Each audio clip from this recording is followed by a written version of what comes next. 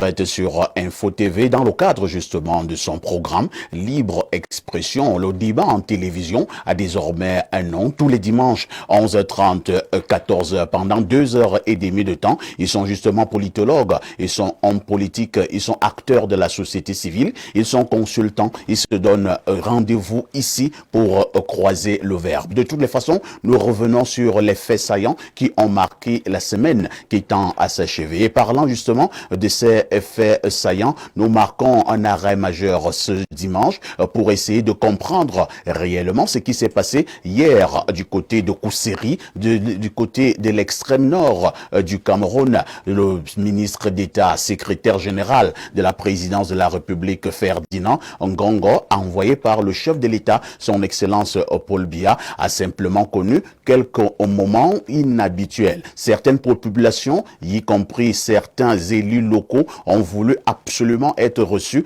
en audience par le ministre d'État Ngongo, une affaire que le ministre d'État n'a pas d'abord acceptée, mais au finish, on a frôlé de près un soulèvement. Ils ont finalement été reçus. Mais ce matin, nous nous posons la question de savoir de manière un peu plus profonde jusqu'où peuvent aller les populations de l'extrême nord à quelques mois de l'élection présidentielle au Cameroun. Toujours dans le cadre de ce programme, on marquera également un autre arrêt pour évoquer la question du tribalisme, mais également des propos haineux. Que se passe-t-il au Cameroun avec cette montée en puissance du tribalisme, mais également des propos haineux? Et ce matin également, la responsabilité entre guillemets des hommes politiques et du politique sera tout simplement mise en exergue. Si vous en avez convenance, on terminera par l'anniversaire du président de la République, son Excellence Paul Biya, qui a eu lieu cette semaine. C'était le 13 février dernier et nous aurons pour prétexte ce méga meeting qui a eu lieu du côté du palais de sport de Yaoundé avec au finish ces jeunes qui se sont levés comme un seul homme pour demander au président de la République du Cameroun de se représenter à l'élection présidentielle d'octobre prochain. Ils ne se sont pas arrêtés en si bon chemin. Ils ont également dit, ils se sont engagés à payer la caution de 30 millions de francs CFA exigés pour être candidat pour concernant justement le président de la République, son Excellence Paul Biya. Et concernant cette actualité, nous nous posons la question de savoir s'il s'agit là véritablement d'un soutien des jeunes ou alors nous sommes en plein cœur dans la manipulation électorale. Les sujets ont été proposés. À tout de suite pour la suite du programme. Ces nombreux invités qui répondent déjà présents. Nous commençons par l'invité de la dernière minute. Il s'agit de Yaya Bello. Yaya Bello, bonjour et bienvenue au programme. Bonjour, monsieur Aïssi. Merci beaucoup pour l'invitation. Bonjour à mes chers copanélistes avec qui nous allons partager ce plateau et surtout aux nombreux Camerounais au Cameroun et à l'étranger qui sont en train de nous suivre. Merci beaucoup pour l'invitation.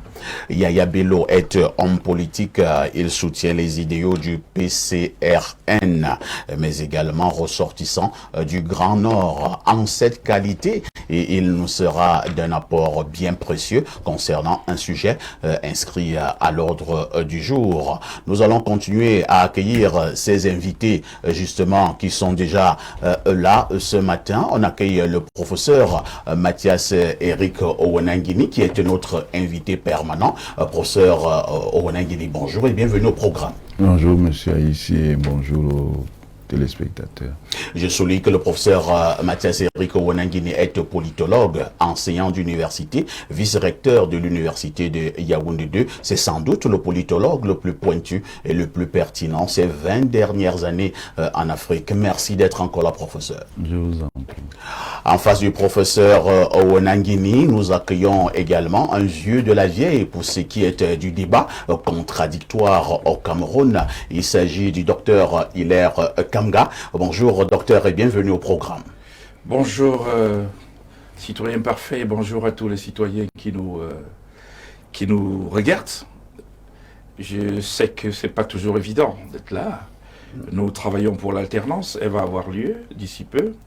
Mais je voudrais quand même profiter de votre micro pour dire un certain nombre de Camerounais qui me titillent là, de temps en temps, y compris ceux qui m'ont titillé depuis que votre affiche a été balancée. De savoir que j'ai pas de leçon à recevoir qui que ce soit pour venir sur un plateau et personne n'a à me choisir le plateau sur lequel je dois y aller. Il fallait s'y attendre. Et donc, je choisis où je veux, quand je veux, en fonction de ma disponibilité, ma présence au Cameroun. Si des tenants des médias, y compris des médias, les gens avec qui j'ai cheminé sur depuis un certain nombre de temps, se retrouvent sur les plateaux, je suis tout à fait libre d'y aller. Et j'ai pas de leçon à recevoir aux gens qui, pendant que je débattais et puis j'éclairais l'opinion, étaient en train de se la couler douce avec ceux qui sont présentés aujourd'hui comme étant des bourreaux. Donc, ils n'ont pas de leçon. Ils doivent d'abord apprendre à comprendre ce que c'est que la lutte pour pouvoir prétendre qu'ils ont qualité pour pouvoir me dire où je vais, quand je vais et à qui je dois parler et quand je dois parler.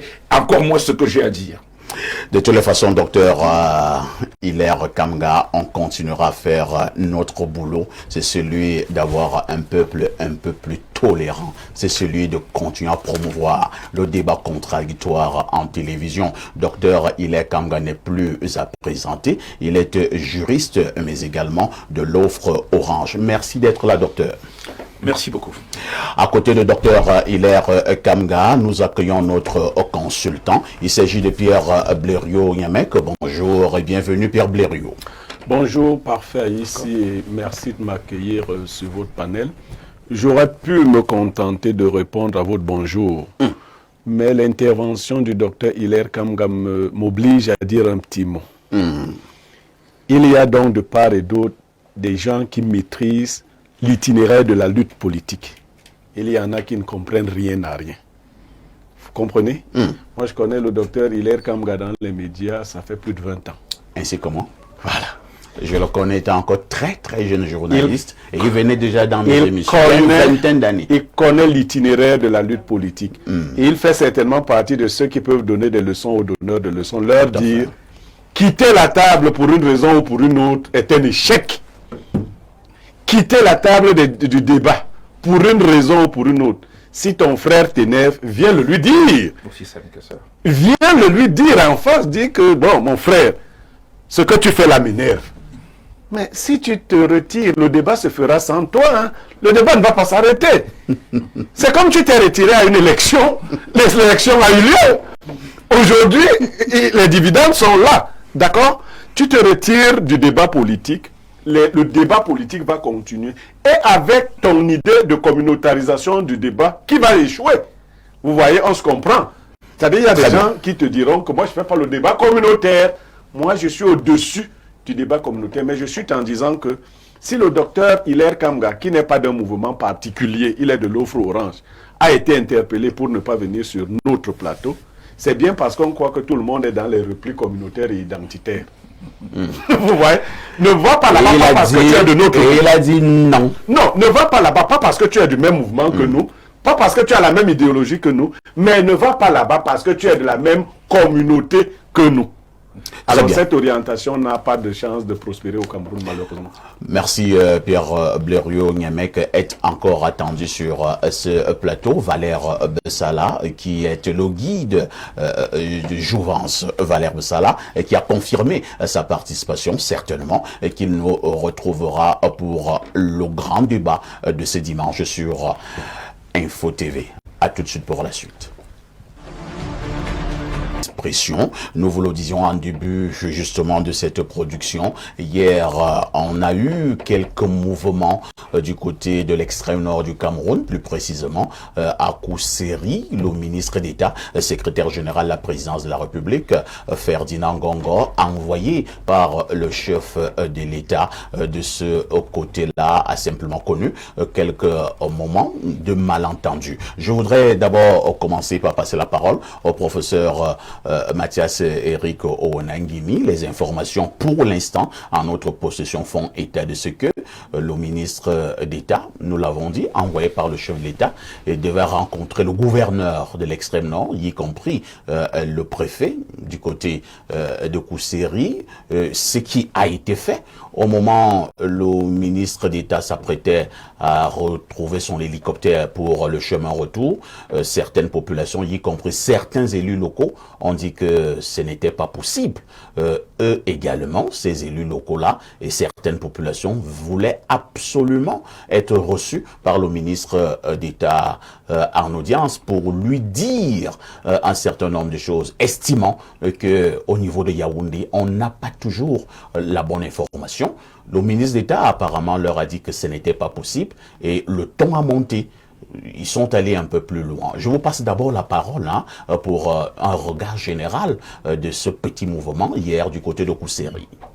Merci de me passer la parole. Effectivement, hier, le ministre d'État, secrétaire général de la présidence de la République, est allé pour une visite d'urgence dans certaines localités de l'extrême nord. Tout à fait. Et il est parti sur la base d'un agenda qui avait été préalablement arrêté. Et cet agenda-là ne comportait pas d'audience avec des représentants des populations, que ce soit des élus, que ce soit des représentants d'ordre communautaire ou associatif. Et c'est là où il y a eu un malentendu. Mais ce malentendu ne doit pas être surinterprété. Le ministre d'État, secrétaire général de la présidence de la République, a simplement été confronté aux aléas de la politique. Ça veut dire que dans les réalités, les localités concernées, un certain nombre d'acteurs ont, à tort ou à raison, l'impression que leurs attentes ou leurs doléances ne sont pas efficacement relayés en direction du président de la République. Et ils ont pensé qu'à l'occasion, ils pouvaient les faire relayer. Bon, le ministre d'État, secrétaire général de la présidence de la République, s'est adapté à la situation. Il a dû rester. Ce qu'il faut dire enfin, c'est que c'est aussi un problème technique. Ça veut dire qu'il est venu en hélicoptère. Oui. Et les hélicoptères sont particulièrement difficiles à manier dans la nuit. Et ça dépend d'ailleurs du type d'hélicoptère qu'on a. Donc il voulait repartir le plus rapidement possible pour ne pas être confronté à cela. Mais la nécessité lui ayant imposé de rester, il est resté. Il a effectivement eu une audience avec ceux qui avaient demandé l'audience.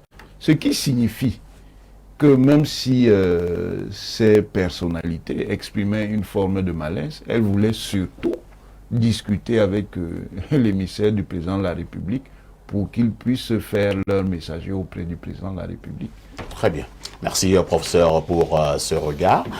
Nous passons la parole au docteur Hilaire Kamga. Docteur, ce qui nous a légèrement surpris sont les paroles qui ont été entendues paroles venant de certaines populations, paroles venant de certains élus locaux bien connus, sénateurs, maires, ainsi de suite, qui ont dit que s'ils ne sont pas reçus en audience par le SGPR, ils partent du RDPC. Le ton est monté. Oui, le ton est monté. Ça traduit le fritement des micros antisystémiques. On est en fin de règne, c'est une évidence.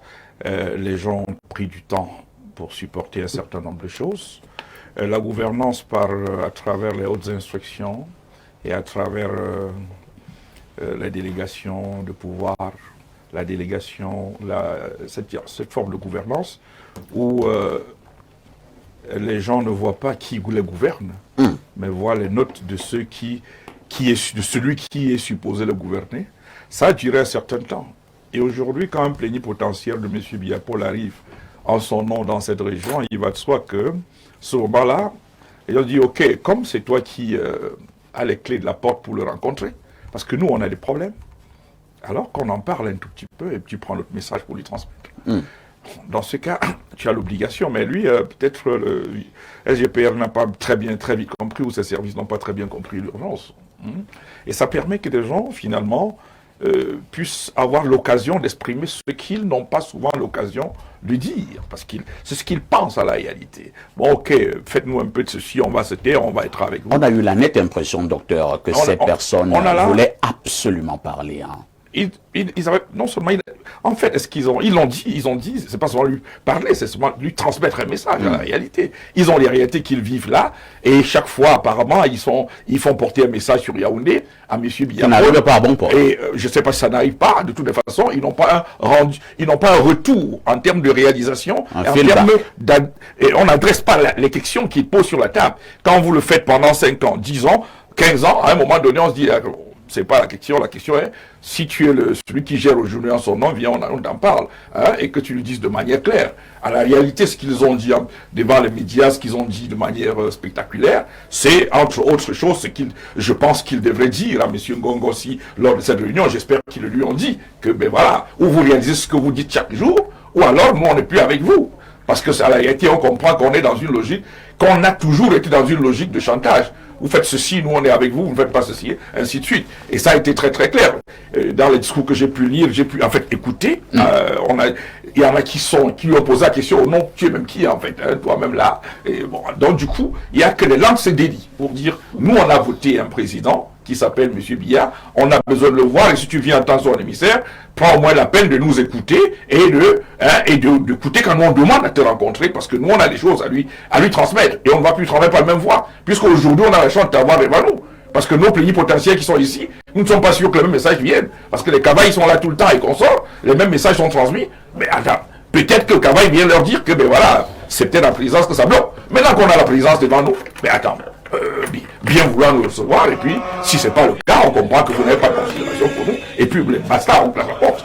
Et là, il a compris les enjeux, et puis, mais simplement, ça traduit le fait qu'on est en fin de règne, effectivement, et il faudrait maintenant négocier des équations de gestion de pouvoir. Hein, soit les gens de Kousséri ont des réponses à leurs questions, et ils sont avec vous, et des réponses ça va être clair et pragmatique, et avec des engagements. Soit ils ne sont plus avec vous, ils sont avec qui, je n'en sais rien. Merci, docteur, pour votre appréciation. Nous allons passer la parole à Yaya Bello, qui était justement un fils du Grand Nord et qui a séjourné pendant quelques années du côté de Kousséri. Il connaît donc très bien la zone. On signale également que Valère Bessala nous a retrouvés dans ce studio. Lui qui connaît également cette zone, certainement son regard nous sera d'un précieux apport. Yaya Bello, vous justement, qui sortez de cette partie du pays, vous qui avez suivi ces populations et certains élus locaux, vous vous êtes dit qu'ils sont effectivement dans leur rôle, ou alors, comme certains l'ont également relevé, ils en ont marre. C'est exactement de cela qu'il s'agit, M. Aïssi, parce que quand vous voyez ce qui se passe de ce côté, vous avez l'impression qu'il y a une cassure, une rupture entre, disons simplement comme ça, la base gouvernée et l'élite gouvernante, c'est-à-dire le pouvoir central. Ici, le problème, j'ai envie de dire, la goutte d'eau qui a fait déborder le vase, c'est la mise en place d'un parc, le parc Mabedbek, je crois que c'est comme ça qu'on l'appelle, qui a donc fait problème, parce que le parc a été créé depuis le 7 janvier, en tout cas par un décret du Premier ministre du 7 janvier 2020. Donc maintenant, il était question de la de l'implémentation, de la mise en place effective, matérielle de ce parc. Sauf que, vous avez suivi l'actualité, il y a de cela 2-3 semaines, voire plusieurs mois, des éléphants se sont échappés, je pense, du parc national de Boubandida, qui est dans le Mayoré, ou alors peut-être de Ouaza. Et ces éléphants sont venus dans ces localités s'aimer du désordre. Donc maintenant, les populations étaient surprises que pendant plusieurs jours, plusieurs semaines, ces éléphants étaient en train de saccager des champs, détruire des maisons, arriver même à tuer des personnes sans que l'État central, en fait, ceux qui sont censés les protéger, c'est-à-dire l'administration, ne réagissent. Ces populations, vous avez vu les images, les vidéos, sont sorties, ont barré la route nationale qui va de Maroua à Yagua. C'est à ce moment donc que le gouverneur de la région, M. Midjao Bakari, est descendu sur le terrain. Il a dit, j'ai compris votre doléance, nous allons faire tout pour vous protéger contre ces éléphants. Sauf que les populations sont surprises que, en lieu et place de la protection de ces populations, on décide plutôt d'amener ces pachydermes-là, les installer dans le parc de Mabetbet, qui est aux alentours de Guidigis, quelque part là-bas. Donc, les populations disent, mais on ne comprend plus. C'est-à-dire, on vous dit que ces éléphants ne peuvent pas faire bon ménage avec les autres humains. Dans une vidéo, il y a une personne de cette localité qui disait on ne peut pas vivre avec des animaux. Nous demandons plutôt autre chose. Exactement. Donc, ce que les populations veulent, c'est tout simplement l'annulation et aussi l'interruption de l'implémentation de ce décret qui met en place ce parc qui sera étalé sur plusieurs arrondissements, puisque les éléphants ne peuvent pas faire bon ménage avec les humains. Mais maintenant, le gouvernement central, qui a d'abord envoyé le ministre de l'administration territoriale il y a 2 ou 3 jours, je crois que vous avez suivi l'actualité. Tout à fait. N'a pas compris. C'est le gouverneur qui a failli être séquestré. Voilà, semble ne pas avoir compris les doléances. Et vous avez vu quand le ministre d'État est arrivé de ce côté, c'est-à-dire que dans son agenda, il n'était même pas en réalité venu écouter les populations. Parce que quand vous voyez la trajectoire, il est arrivé à Maroua, il a pris un hélicoptère, il est allé voir le pont de Yagua, ensuite il s'est rendu à Kousseri, il a visité le pont de Ngili et il s'apprêtait à rentrer. Mais les maires lui ont dit non, monsieur, ce n'est pas ça. Il faut nous écouter. Donc moi je crois que ce qui se passe là-bas, c'est révélateur de la rupture entre les populations administrées et le pouvoir central qui, vraisemblablement, n'est pas au courant des aspirations des populations. Je crois que c'est ça le problème. Merci Yaya Bello, Valère Bessala, qui est justement donc dans ce studio. Valère Bessala, bonjour et bienvenue au programme. Merci beaucoup. Bonjour Monsieur Haïssi, bonjour à vos millions de téléspectateurs et de téléauditeurs. Je tenais à présenter mes plates et sincères excuses pour ce retard qui est inhabituel dans mon comportement. Peut-être dû aussi aux aléas de résonance de cette invitation qui a été un peu tardive. Alors, Valère Bessala, nous ne trahissons pas en secret, vous êtes de la territoriale, vous avez d'ailleurs travaillé pendant un certain nombre d'années dans cette partie du Cameroun, vous connaissez donc bien cette zone. Quel est le commentaire et l'analyse que vous posez lorsque vous avez vu ces vidéos venant justement de Kousseri où le secrétaire général à président de la République, le ministre d'État, Ferdinand Ngongo, a passé quelques moments inhabituels? Bon, moi, je ne vais pas peut-être faire de commentaires, je vais peut-être entrer dans l'analyse et y rester. Je crois qu'on a peut-être des questions d'abord à se poser depuis d'abord.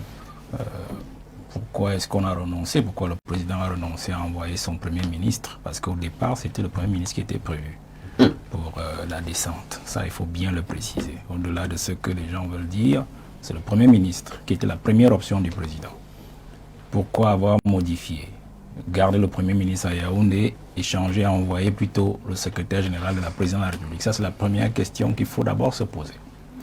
La deuxième question, c'est pourquoi une situation qui est telle, celle-là, et qui relève du territoire, a dépassé les compétences de tout un ministre de l'administration territoriale. Dans un pays où nous savons, et avec l'actualité de ces derniers temps, son outrecuidance à s'intéresser à toutes les situations, parfois celles qui ne relèvent même pas de sa propre compétence. Comment est-ce qu'il a pu être surpassé par une telle situation qui relève minimalement de sa compétence? Ça, c'est la deuxième question. Moi, je ne suis pas là pour répondre à ces questions. J'en pose, ce sont des questions rhétoriques pour que les gens qui nous regardent eux-mêmes y trouvent des réponses. Alors la troisième question, je la trouve aussi simple.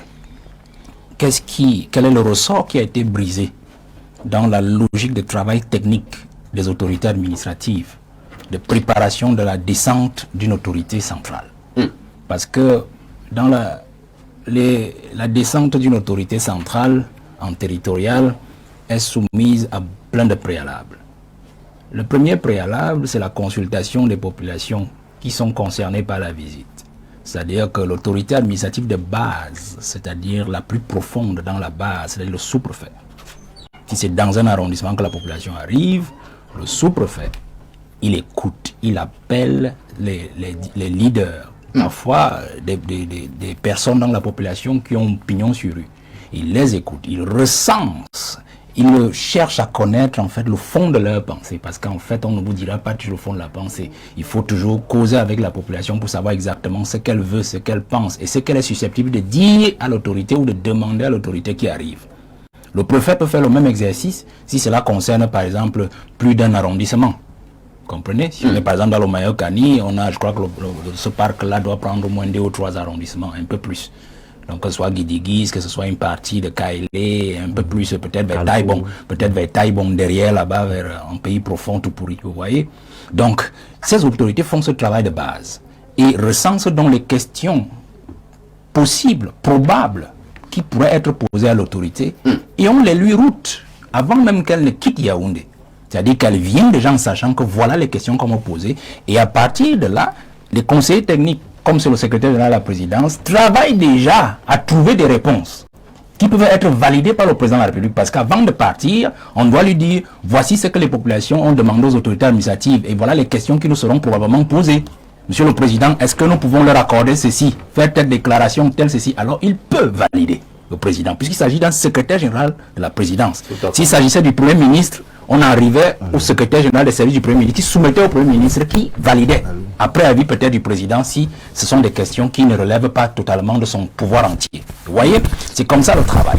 Donc quand le secrétaire général partait donc de il était supposé déjà avoir une idée globale de toute la situation sur le terrain et des questions possibles qu'on lui poserait. Et surtout, des réponses qu'il apporterait et des promesses qu'il ferait. Vous comprenez? Du type de population, du type de personne ou du type de groupuscule d'individus dont il aura affaire dans sa descente. Voilà un travail technique qui est fait en amont. En amont. Donc quand il arrive, la deuxième chose, quand vous avez dit il est arrivé à Maroua, en temps normal, le gouverneur le reçoit et lui répète encore ce qu'on attend de lui sur le terrain. Il n'est pas obligé de dire au gouverneur ce qu'il va dire, mais de toutes les façons, il lui refixe les idées. Et avec son état-major et la préfectorale, il accompagne donc sur le terrain. Ça veut dire que nous sommes dans un jeu de musique qui a dont les mélodies, donc les accords, la portée ont déjà été préconçus et qu'il faut seulement jouer sur le terrain. Ça veut dire qu'une fois qu'on arrive sur le terrain, tout réside uniquement sur les capacités de diplomatie de l'envoyé, notamment dans notre cas du secrétaire général de la présidence de la République, qui saura jouer parce qu'il a déjà les réponses aux questions dont il lui connaît déjà la teneur. Ça, c'est sur le plan technique. Alors, Valé Bessala, vous soupçonnez que ce travail technique n'aurait pas été fait? Alors, j'ai posé la question, qu'est-ce qui s'est donc brisé? Quel est le ressort qui a été brisé dans ce travail technique préalable de la préfectorale sur une visite annoncée de la centrale? De 4, vous regardez la visite. Officiellement, il était censé aller à Kaélé, dans le Mayokani.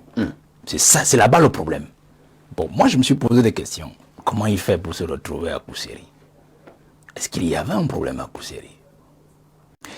Et je pose cette question pour que vous me suiviez bien dans ce doute que j'ai. Parce que vous allez comprendre qu'à Kaélé, il a reçu les populations, du moins les groupuscules qui étaient en disharmonie avec l'État. Et à Kousséri, il a manqué l'exercice.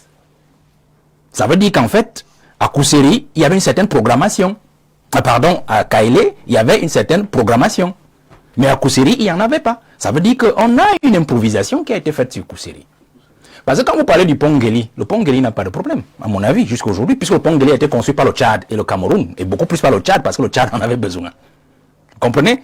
Donc, il y a une partie de la villégiature qui lui a en fait resté à la gorge. Le mot n'est pas fort. Parce qu'en fait, aller pour une mission à Kaélé, vous avez fait votre job, il n'y a pas eu de problème. Puisque tout le monde peut le voir, il a reçu la population, il a causé avec elle, il lui a donné des réponses.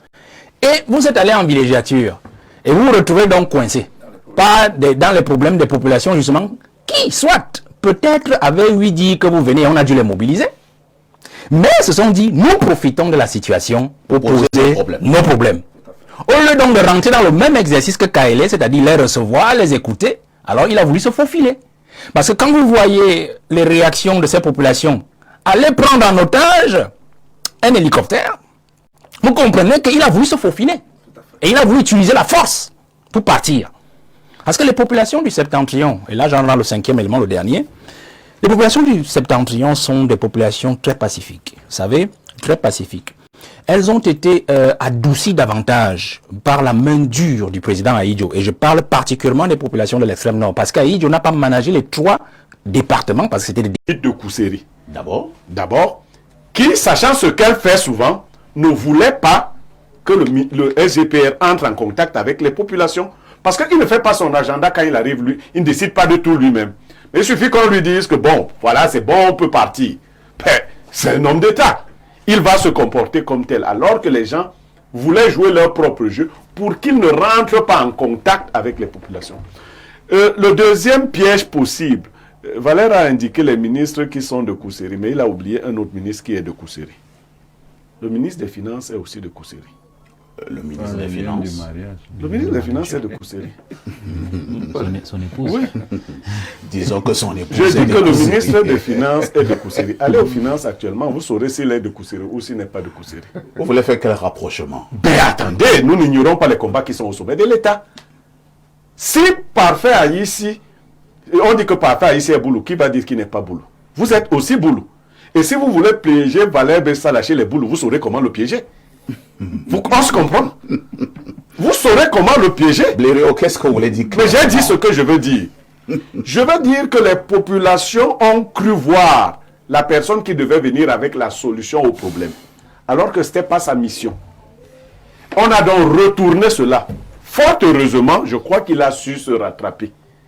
Parce que vous partez, vous êtes envoyé avec un cahier de charges. On vous dit, et vous savez comment le type d'en haut là aime son pouvoir, va faire telle chose. Si vous extrapolez, il peut interpréter cela comme une volonté de votre part de vous exhiber, de vous faire... Et si c'est cette interprétation, vous voyez ce qui peut vous arriver. Vous vous en tenez donc au cahier de charge. Mais la réalité sur le terrain vous oblige à ne... Il faut vous en référer à nouveau à celui qui vous a envoyé. Mais je suis venu avec le cahier de charge de faire telle chose. La réalité sur le terrain m'empêche de faire seulement cette chose-là. Je dis que le manque de cohésion gouvernementale s'est encore révélé. Aujourd'hui au Cameroun, chacun a ses suppôts quelque part. Il y a des préfets qui ont été placés par tel ministre, tel qui rend compte à tel autre, de sorte que les choses ne sont pas faites. On n'aurait pas dû assister à cela. Malheureusement, on a assisté à cela.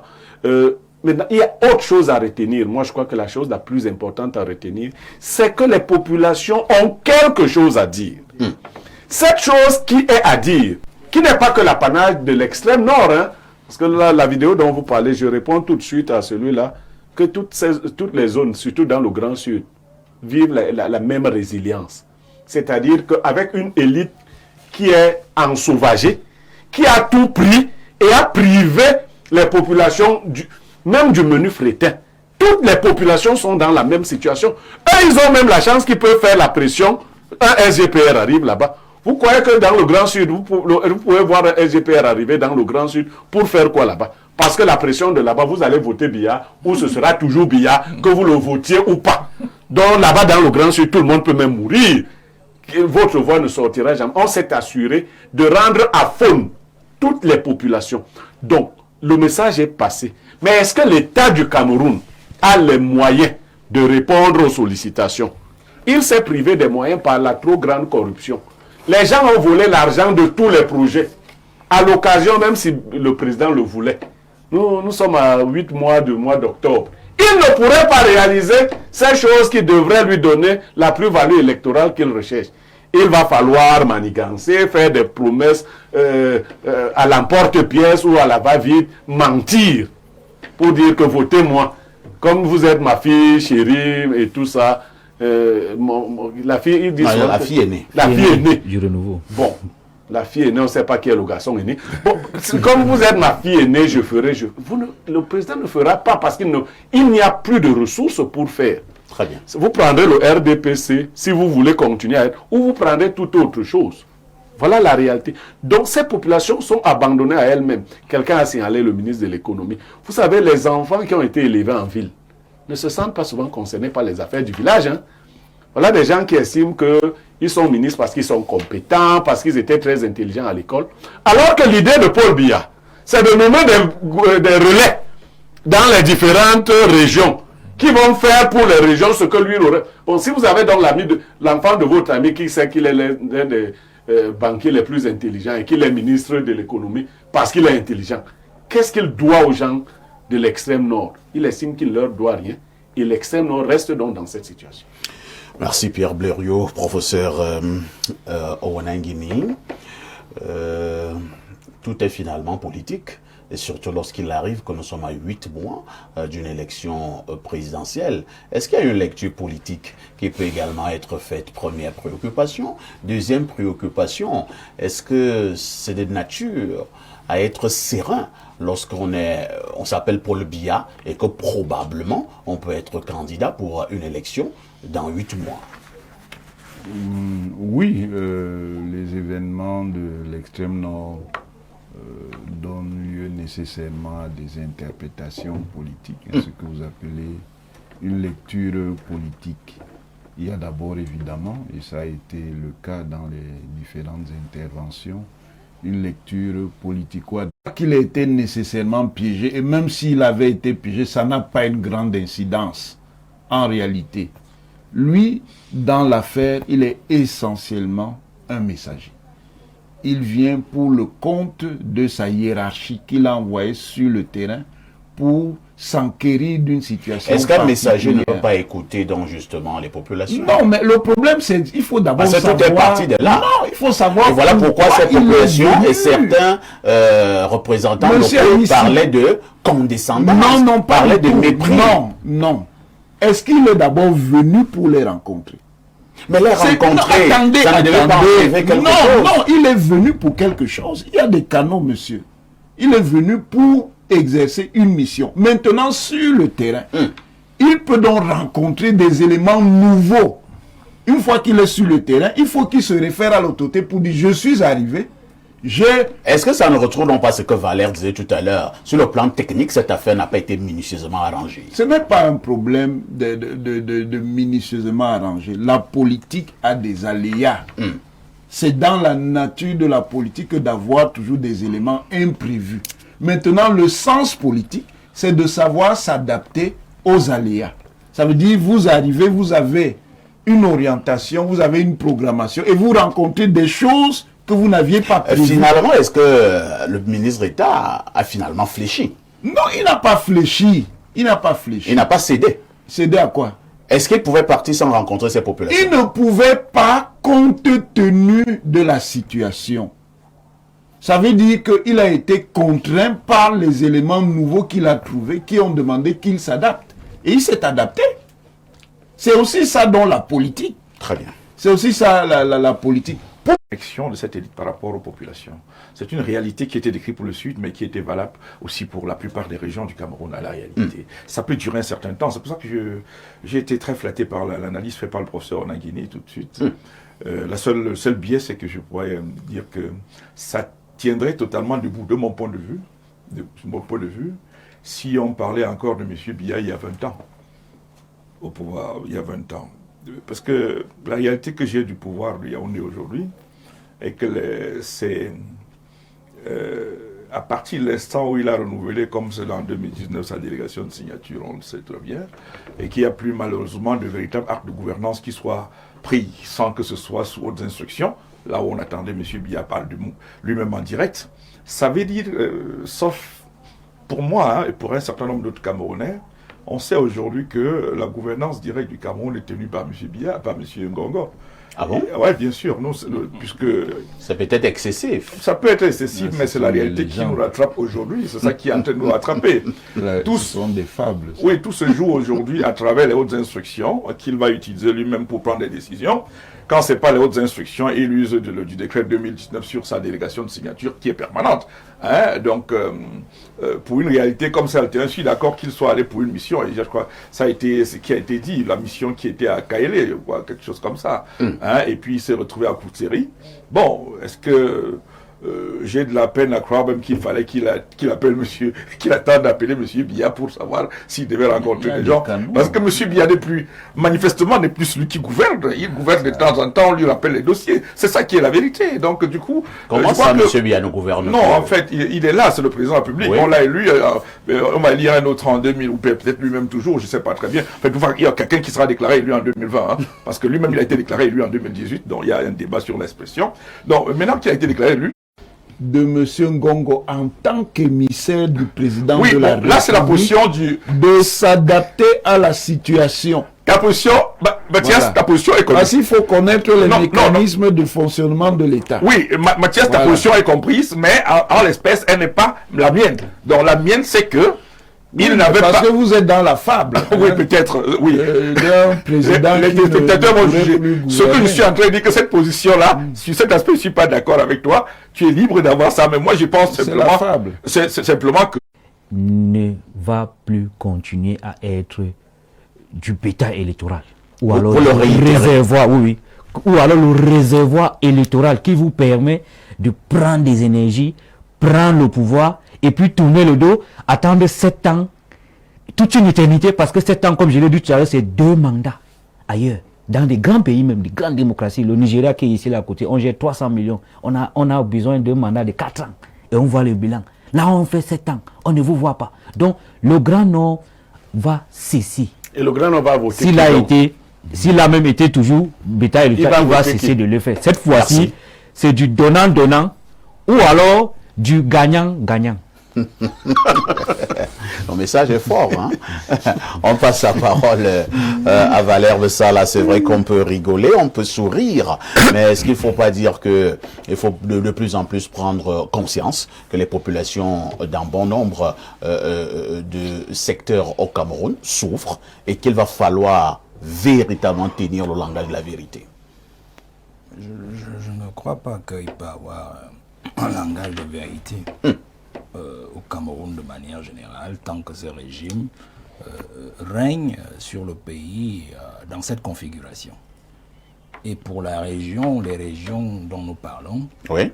je vais peut-être vous parler d'une anecdote qui va peut-être vous faire comprendre la suite de mon propos. Alors, quand j'étais sur le terrain, comme préfet adjoint, j'aimais souvent faire des petites villégiatures le week-end et j'allais voir des lamibés qui étaient très influents et qui connaissaient le pays profond.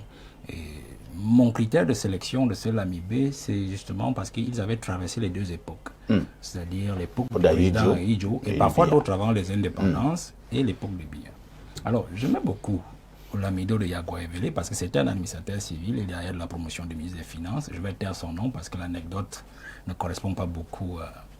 Alors, il aimait souvent parler du dernier soldat de l'Empire. Et chaque fois qu'on parlait des régions du Nord, il me disait le régime du renouveau a fait du septentrion l'âne du renouveau. Alors je lui disais, pourquoi l'âne du renouveau? Il me dit, parce qu'il avait des ânes dans sa cour. Et je lui dis, mais c'est pas parce que vous avez des ânes, Majesté. Il me dit, non. Quand vous prenez la première lettre de la Damawa, A. Vous prenez la première lettre du Nord, N. Vous prenez la première lettre de l'extrême Nord, E, ça fait Anne. Et il me disait effectivement, le régime du renouveau considère le septentrion comme l'âne du renouveau. C'est-à-dire ce petit animal qu'on utilise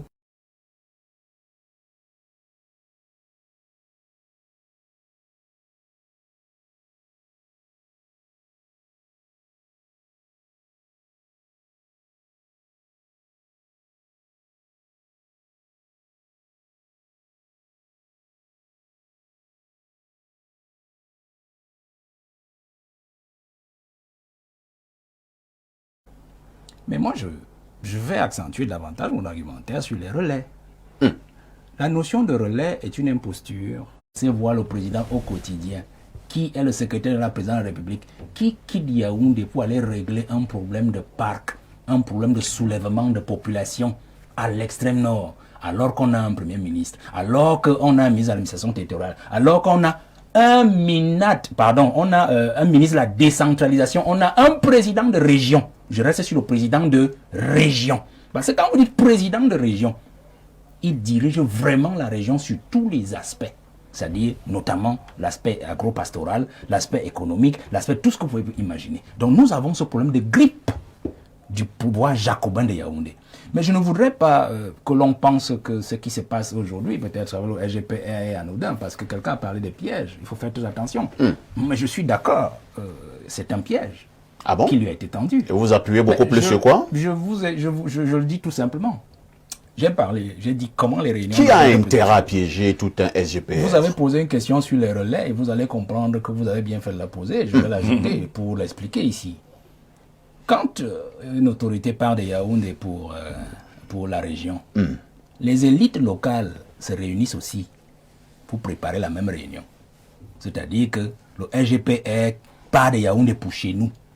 Ça veut dire que si le ministre de l'économie n'a pas le temps de se mobiliser, il appelle au moins tous ceux qui sont sur place là-bas et leur dit « Je ne veux pas de couac. Est-ce qu'il y a un problème? Est-ce qu'il y a une doléance? Donnez-la moi immédiatement. » Et puis il peut transmettre au RGPR, avant de quitter Yaoundé, sait déjà que Ousmane Mey, qui est le ministre, l'autorité la plus élevée, politique la plus élevée de la zone, m'a déjà dit que voilà ce qui se passe là-bas. Vous comprenez? Donc, c'est là le piège. Et en plus, vous avez souvent vu, parfois quand une autorité de Yaoundé, une autorité centrale qui est Yaoundé, faites très attention, parfois les élites locales, ministres de leur position, voyagent même avant, pour aller se retrouver là-bas et l'accueillir. Bien sûr. Est-ce que vous avez vu Ousmane Mey là-bas? Il n'y était pas. Alors, Ousmane Mey n'était pas au courant que le SGP devait aller dans son village. Je ne lui jette pas la pierre. Non, pas du tout. Je suis en train d'expliquer le mécanisme du piège. Puisque vous m'avez demandé. Ousmane Mey a négligé cette visite? C'est vous qui le dites. Non, c'est une question. Et vous déduisez ce que vous voulez. Donc, il n'y avait pas l'élite la plus élevée, ni son adjoint. C'est-à-dire, on a saboté cette descente du SGPR. C'est pour ça que j'adoube la position de Blériot, l'idée Blériot de piège qui aurait été tendu au RGPR, c'est-à-dire que les élites n'ont pas préparé la réunion. Et puis, la grande élite du Septentrion, c'est le président de l'Assemblée nationale. Depuis 33 ans. Depuis 33 ans, il est là-bas depuis 92. Ça veut dire que le président de l'Assemblée nationale devait réunir tous les ministres du coin, tous les députés, tous les sénateurs, et leur dire, voilà le RGPR, l'oreille du président arrive chez nous. Il y a quel problème dans chaque département parce que le PAN, lui, il est encore capable de ça aussi. Parce que le président de l'Assemblée nationale, si vous dites que le président n'est pas capable, toutes les lui, régions, il est capable toute de la faire région une de telle l'extrême réunion. nord. Vous comprenez ce que je dis? Donc, il devait avoir au moins ces réunions au niveau stratégique du PAN. D'accord. Mais alors, je sors en disant que oui, le piège donc au niveau aussi du PAN, c'est que vous savez que le PAN n'a pas été, du moins le secrétaire général de la présidence de la République, n'a pas été très doux avec le président de l'Assemblée nationale, vu tout ce que vous savez, l'actualité qui s'est passée depuis 2 ou 3 années. Et on comprend parfaitement que les gars, ils ont trouvé l'occasion de lui en faire voir avec des pots de banane assez glissantes pour qu'effectivement le président comprenne qu'il est un homme des dossiers et des task force à Yaoundé. Il n'est pas un homme de terrain qui peut mériter peut-être le pouvoir puisqu'on le soupçonne de cela. Ah, ce n'est qu'un soupçon, hein. Et ce n'est qu'un soupçon. Marquons une touche pause et on revient pour la suite de votre grand débat de la semaine. Alors, si je te donne. Si la politique sont... Ok. Parfait. Ici, si la politique c'est donc d'une Djangui, regardez donc la difficulté dans laquelle se trouve le RDPC. Biya gagne souvent l'élection à 70%. Ça veut dire que tout le monde lui a donné. Mais comme il n'y a pas suffisamment pour donner à tout le monde qui lui a donc donné, quand je dis donner, c'est entre guillemets, il a pris chez tout le monde. Mais il n'a pas suffisamment pour donner. Il va donc être comme ce mauvais polygame qui va donc se mettre à mentir, à ne plus donner ce qu'il devrait donner. L'extrême nord lui a donné, non? Il ne lui a pas rendu. Parce qu'il n'y en a pas suffisamment. Et là, l'extrême nord aura l'impression que quand on ne lui donne pas, c'est parce que ce qu'il y a à donner, on a donné ailleurs. Et notamment quand tu es dans l'extrême nord, tu crois qu'on a donné au sud. Tu commences donc à détester quelqu'un qui n'est pas 10 ministres qui appartiennent au Bassa, ou 50 ministres au Douala, ou au nordiste ici. C'est pas ça qui m'intéresse. Je vous donne les éléments fondamentaux. Qui a la caisse de l'État aujourd'hui? Qui a la signature de l'État? Qui a la protection de l'État?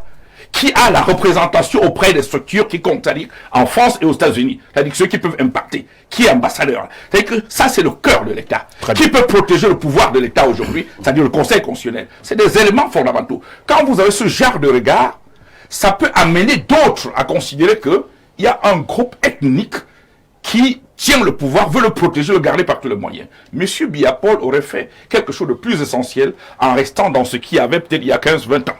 Mais plus on avance, plus on a comme l'impression que les taux se resserrent vers un groupe particulier qui veut absolument garder le pouvoir. Jusqu'à une date récente. Par exemple, ces mêmes éléments ne pouvaient pas se voir de la même manière, mais aujourd'hui ça se voit. Ça se voit de cette manière-là. C'est compris. On ne peut pas empêcher aux Camerounais de regarder ça comme ça. Il faut seulement interpeller M. Biya, qu'il essaie de corriger pour donner l'impression. Je vais vous rappeler, je suis par là, qu'il y a une posture négationniste de certains faits réels que lorsqu'on les regarde avec froideur à un moment donné, on peut aider ce pays. L'une des dernières discussions, pas des dernières, l'une des discussions que j'ai eues avec le Premier ministre actuel à son cabinet, c'était justement ça portait justement sur sur le négationnisme. J'ai discuté avec lui et ça a tourné parce que la fin de l'audience, Monsieur Fabien Cotte et tout ça qui était là peut vous dire, la fin de l'audience avec le Premier ministre n'a pas fonctionné bien.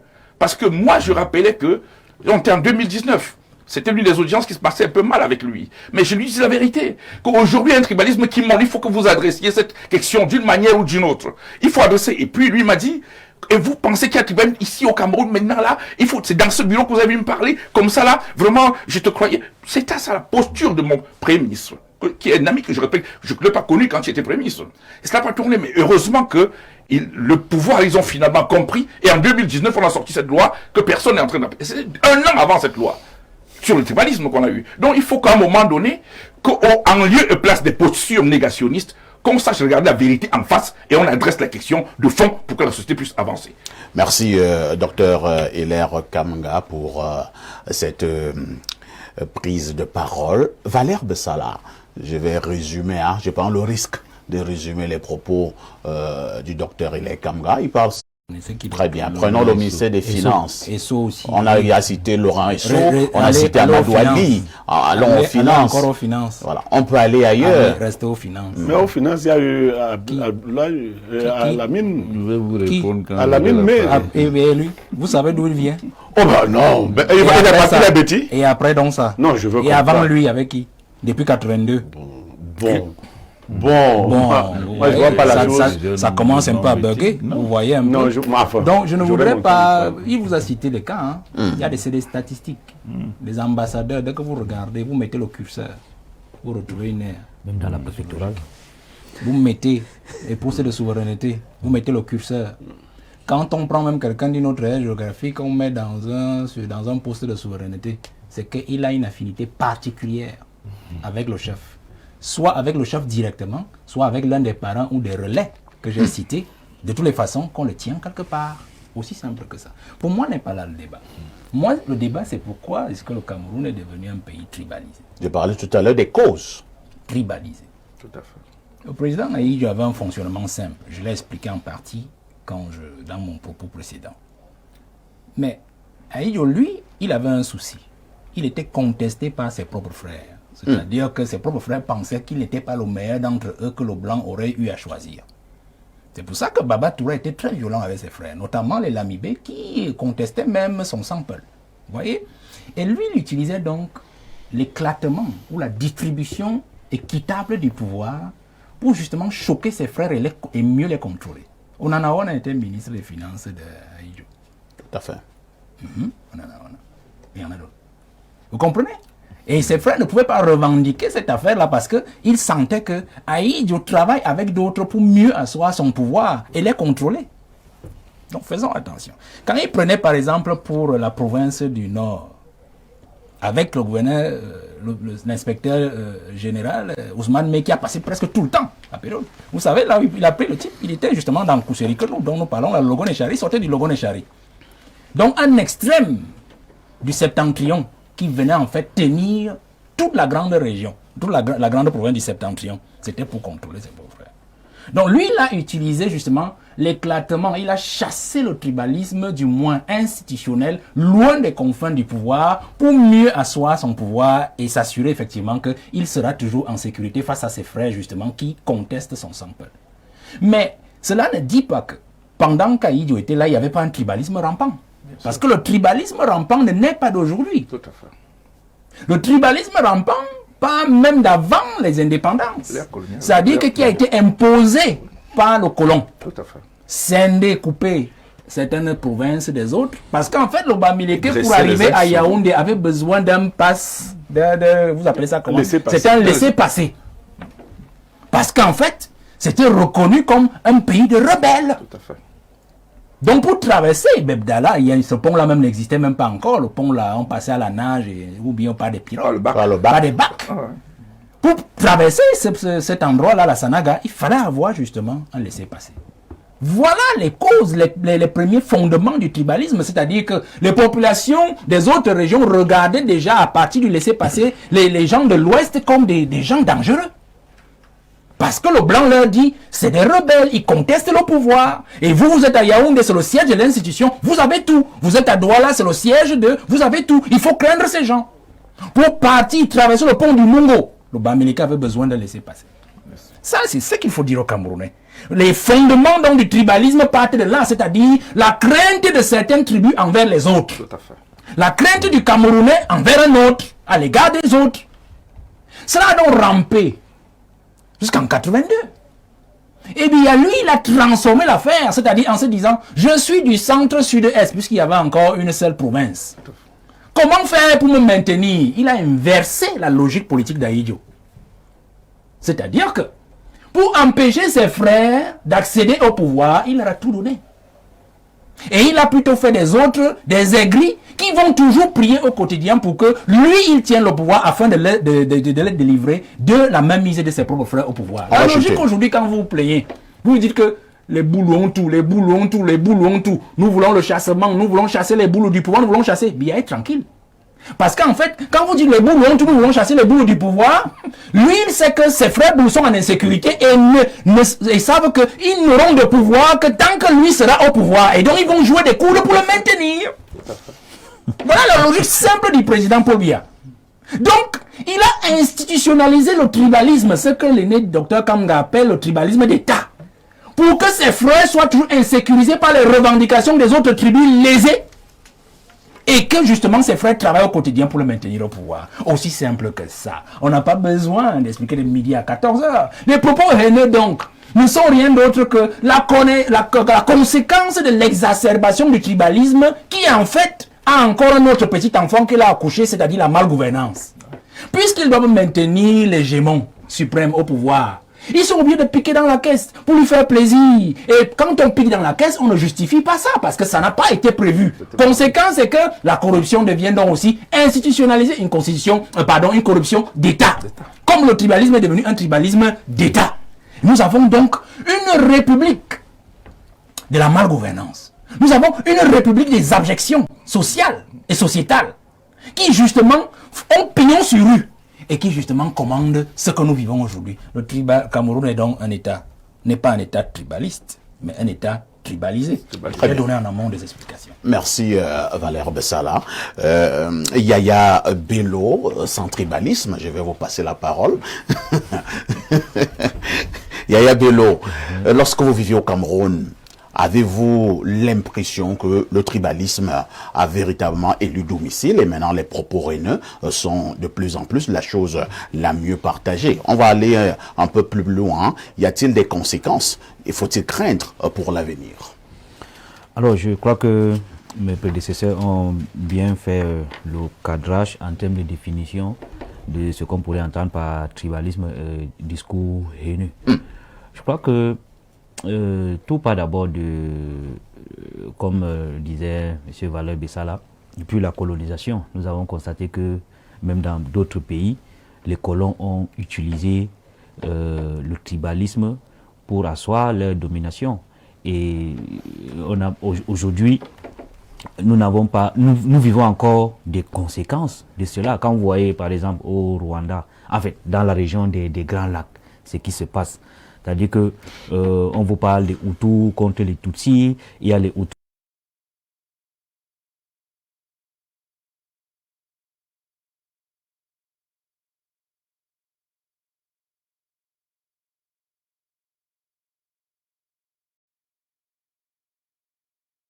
Et autre chose, nous avons cette chance parce que aujourd'hui au Cameroun, aucun groupe ethnique ne peut à lui seul conquérir le pouvoir et l'exercer. C'est impossible. Il faut toujours fédérer. C'est-à-dire, les partis politiques ou alors l'homme politique qui veut arriver au pouvoir et le conserver doit avoir cette capacité de fédérer. parce qu'aucun groupe ne peut à lui seul conquérir et exercer le pouvoir. Maintenant, tout est aussi dans la mauvaise organisation, enfin dans la centralisation du pouvoir. Parce que si on avait réellement implanté la décentralisation, qui est aussi une forme de fédération, parce que la fédération, c'est la décentralisation très poussée. Donc, les gens devaient moins regarder ce qui se passe au pouvoir central, surtout en termes de partage, disons comme ça, du pouvoir. C'est-à-dire que si moi je suis dans ma région, les mécanismes institutionnels nous permettent d'avoir les ressources et les compétences pour travailler pour le développement local, nous serons moins portés à voir, on a quel ministre au gouvernement, qu'est-ce qu'on a, non, au gouvernement central en tout cas. Donc, la mauvaise structuration aussi de l'État permet aussi à ce que ce tribalisme-là soit encore utilisé comme levier.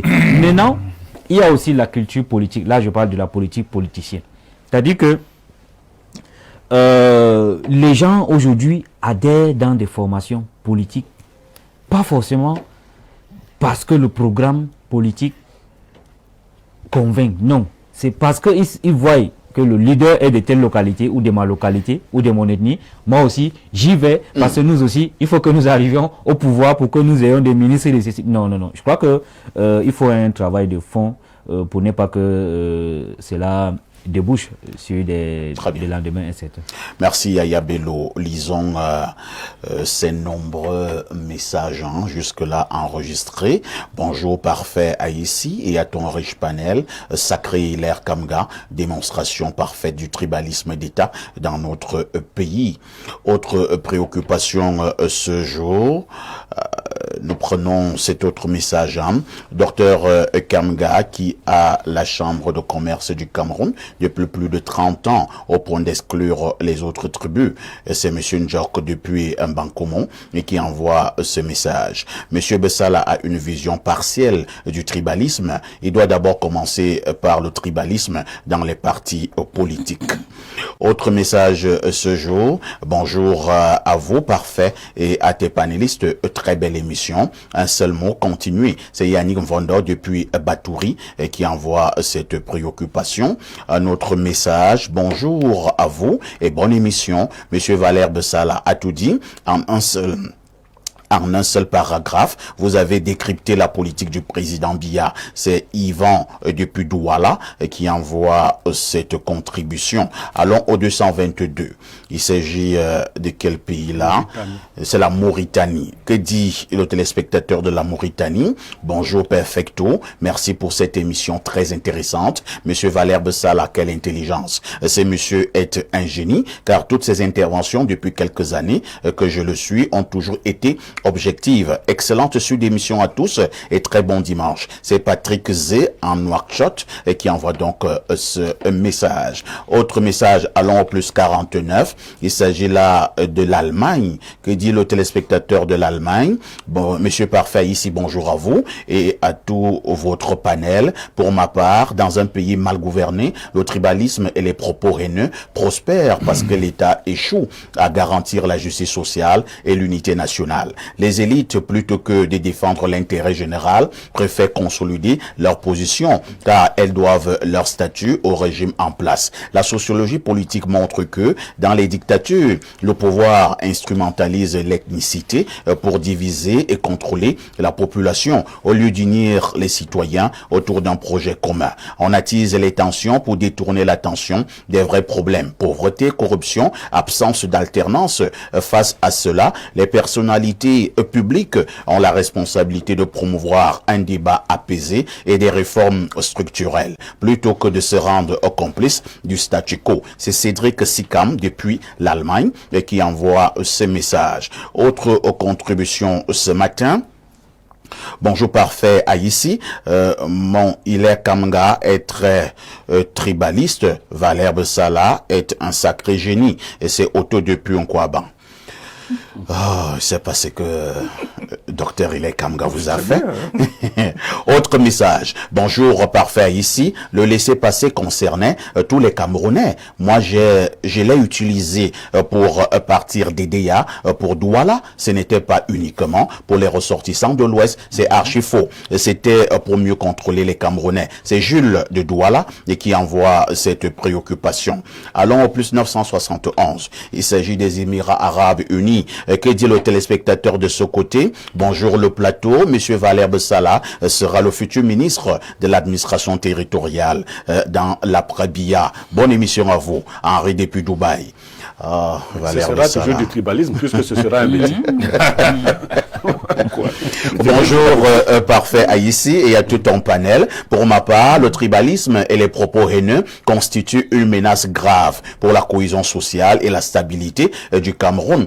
Ces phénomènes alimentés par les préjugés et des stéréotypes créent des tensions et des conflits interethniques, perturbant ainsi la paix sociale et l'économie. Pour y remédier, il est essentiel de promouvoir le dialogue, la compréhension et l'éducation, ainsi que de renforcer les lois et réglementations pour prévenir les propos haineux et les conflits interethniques afin de construire une société camerounaise plus inclusive, tolérante et paisible. C'est signé Rahim Yombo. Lisons 2 ou 3 dernières préoccupations. Alors, nous prenons celle-ci. Bonjour l'Onkuta de modérateur. Le tribalisme refait toujours surface dans la veille des échéances électorales. Paraît-il que cela sert aux adeptes du pouvoir. Dites-moi de quelle ethnie vous êtes et je vous dirai de quel parti vous êtes. C'est Olinga depuis Lac-d'Eau qui envoie cette préoccupation. Bonjour parfait ici. Le tribalisme n'est pas un moyen efficace d'atteindre la haute fonction. C'est avec beaucoup de désolation que j'ai découvert la lettre du MRC. C'est triste. C'est Paul depuis Yassa qui envoie cette préoccupation. Autre message ce dimanche. Bonjour. Alors, je prends celui-ci. Bonjour, monsieur Aïssi, je suis shérif Adama, jeune Camerounais. Je voudrais, par le biais de votre éloquence et brillantissime talent, dire à monsieur Bessala que je suis très fan de lui et du combat qu'il mène. Et donc, en tant que jeune, je souhaite vivement le rencontrer afin de mener à ses côtés le même combat. J'aime tellement ce grand parfait. D'ailleurs, je profite par la même occasion pour faire un coucou à monsieur Niemek. Vous êtes tous les trois le miroir sur lequel nous jeunes devrions s'appesantir pour remonter l'état critique auquel fait face notre beau pays, le Cameroun. Autre préoccupation très rapidement. Alors, je prends ce message qui vient encore de l'étranger. Malheureusement, il est parti. Alors, je pique celui-ci. Toujours de l'étranger. C'est le 256. Il s'agit de quel pays là? Il s'agit de l'Ouganda. Alors, que dit le téléspectateur à partir de l'Ouganda? Monsieur Aïssi, bonjour. Vous ne lisez jamais mes messages. Dois-je comprendre que les messages venant d'Entebbe ne vous parviennent jamais? La preuve, j'ai lu, mais malheureusement aujourd'hui, vous n'avez rien dit de bon. Bonjour, perfecto. Il est Kamga et monsieur Bessala, un pur régal à chaque fois. C'est Nicolas Bobda depuis Douala qui envoie ce message. Je recommence. Et je recommence par le professeur Owenangini. Pour ça, Owenangini, il y a une expression qui a été utilisée tout à l'heure par le docteur Ile Kamga, renforcée par Valère Bessala, le tribalisme d'État. Et ils ont pris un certain nombre d'exemples. Exemples concordants quand même. C'est du délire. Ah bon? C'est du pur délire. C'est du pur délire. Du pur délire. Oui. Démontrez-le. Non. Pourquoi je vous dis que c'est du délire? Parce qu'il faut savoir dans quelles conditions cette catégorie tribalisme d'État est apparue. Quand vous connaissez l'histoire des idées politiques, elle est apparue dans les années 80, où une certaine littérature a germé. La problématique de l'unité nationale qui a été écrite par M. Kenye Pokam, Duel camerounais, démocratie ou barbarie écrit par M. Victor Kamga, et un certain nombre de livres de ce type. C'est ça qui a donné lieu, au milieu des années 80, à une célèbre conférence controversée à l'université de Yaoundé au club UNESCO, à l'occasion de laquelle, justement, pour critiquer ces tendances-là, M. Monundjan avait parlé d'ethnofascisme. Ce sont des questions extrêmement délicates qu'il faut analyser avec beaucoup de hauteur. On pourrait passer des heures là-dessus. Moi, j'ai entendu M. Kamga. Oui. Donc, le ministère des Finances ne devient tribal que quand il est occupé par ce qu'il appelle les représentants d'une certaine ère ethnique. Quand c'est des représentants d'autres aires ethniques, ce n'est pas tribal. Donc, le cabinet civil n'est tribal que quand il est occupé par des représentants d'une certaine ère ethnique, dont le secrétariat général de la présidence. Moi, j'ai étudié ces questions de manière précise. Si vous prenez les secrétaires généraux de la présidence de la République, depuis le président Aïdjo jusqu'au président Biya, il y en a de toutes les aires régionales. Je peux vous les citer. Samuel Eboa, Sadou Daoudou, Joseph Zambo, David Abouema-Choyi, Jean Kuete, avant Jean Kuete, Ferdinand Oyono, Akamen Fumu, Edouard, Sadou Ayatou, Joseph Owona, Titus Edouard, Amadou Ali, Marafa Amidou Yaya, Ataname Bara, Laurent Esso et Ferdinand Ngongo. C'est limité à une région. Prenons les directeurs du cabinet civil. Philémon Beb Adon. Philémon Beb Adon. Mataga. Simon. Mataga. Qui d'autre? On peut en citer comme ça. Il y a des gens qui viennent de toutes les régions. Jean-Baptiste Béléoquin. Jean-Baptiste Béléoquin, ainsi de suite. Martin Beling et Boutou, ainsi de suite. Esso, Laurent. Deuxième chose. Troisième chose. Tous les ministères sont importants. Vous pensez que le ministère des Travaux publics, ce n'est pas important? Pourquoi vous ne croyez que celui des Travaux publics? Non, je vous prends justement pour vous montrer dans l'analyse biaisée. Parce que pour lui, la gestion de l'État, c'est directeur du cabinet civil, secrétaire. Parce que vous pensez que le ministère des Travaux publics, c'est peu? Parce que vous pensez... Pourquoi vous ciblez je cible, mais bien sûr, allons-y. Je cible... Moi-même, je n'approuve pas votre approche. Mais bon, non, vous n'approuvez pas. J'ai la mienne, j'arrive. Vous n'approuvez pas. C'est pour vous dire que tous les mécanismes de l'État sont importants. Ouais. Maintenant, vous parlez de poste de souveraineté.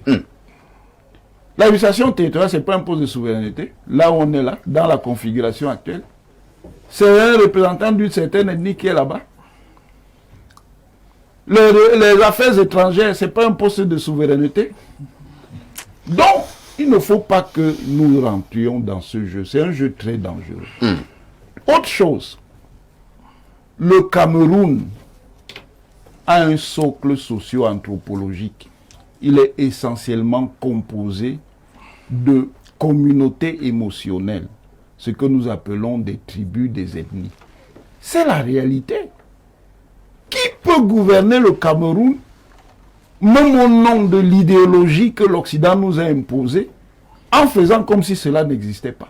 Aucun pouvoir, quel qu'il soit, aujourd'hui ou demain, ne pourra gouverner le Cameroun sans cette réalité. Mais on peut le faire, justement, dans une perspective transversale. C'est-à-dire une perspective qui reconnaît l'existence de ces communautés, mais qui, par l'action et l'activité politique, construit ce que Paul Biya appelait dans le libéralisme communautaire, je simplifie, l'ethnie Cameroun.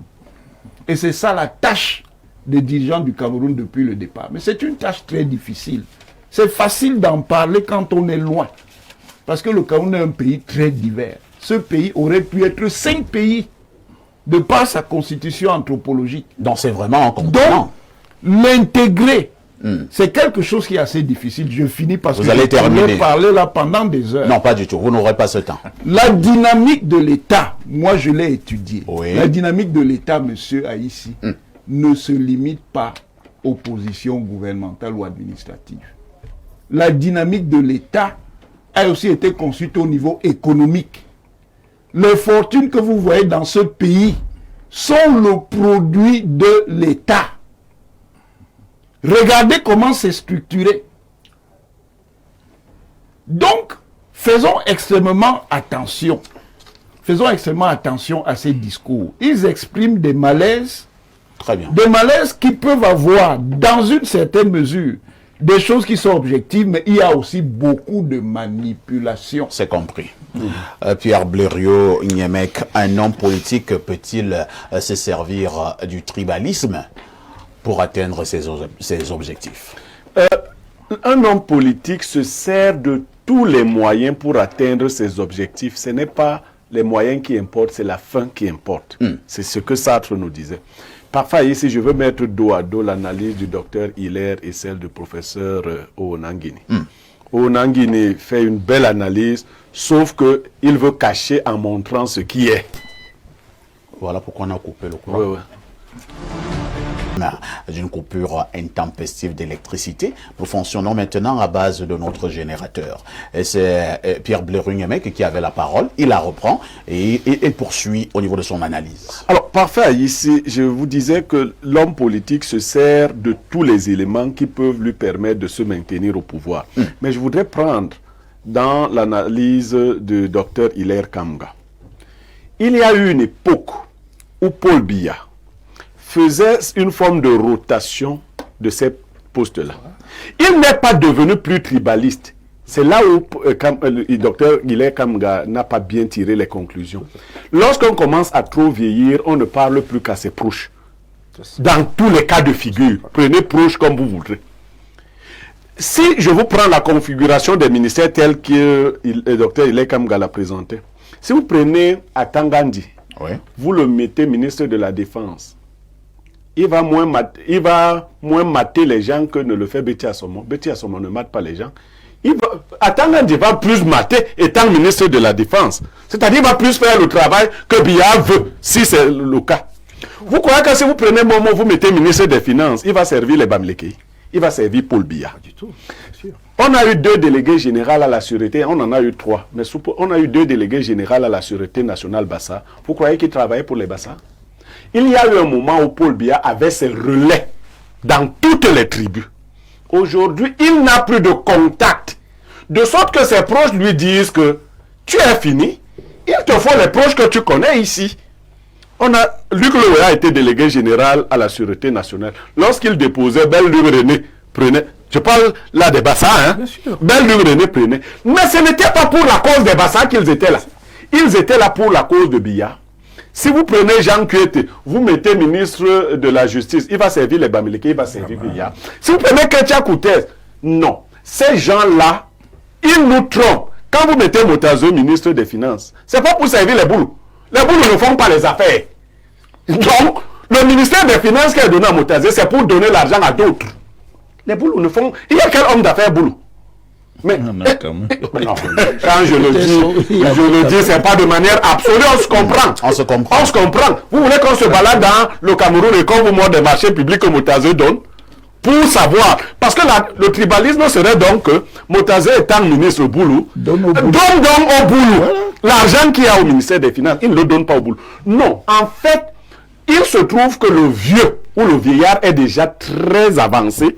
Il a besoin maintenant de voir autour de lui des gens qu'il reconnaît. Très bien. Ça peut donner l'impression d'un tribalisme d'État. Non, c'est un tribalisme qui est juste à l'avantage du seul chef qui a besoin de reconnaître des gens autour de lui. S'il reconnaît un ancien ami ou le fils d'un ancien ami, il en fait donc ministre des Finances, ensuite il envoie à l'économie parce qu'il lui fait absolument confiance comme à son propre fils. Vous verrez qu'il y a eu une tendance dernièrement, je chute par là, à imaginer Franck Biya, prochain président après Biya. Vous savez qu'à ces heures de lucidité totale, le président Paul Biya n'aurait pas pensé nous présenter Franck Biya. Mais maintenant, s'il est coincé, vous pensez qu'il va se retourner vers qui? Il va se retourner vers Franck Biya parce qu'il ne voit plus les autres. Merci Blériot. Docteur Hilaire Kamga, le professeur Onangini vous dit que ces choses sont extrêmement délicates. Il faut aller, pour parler comme au quartier, mollo mollo.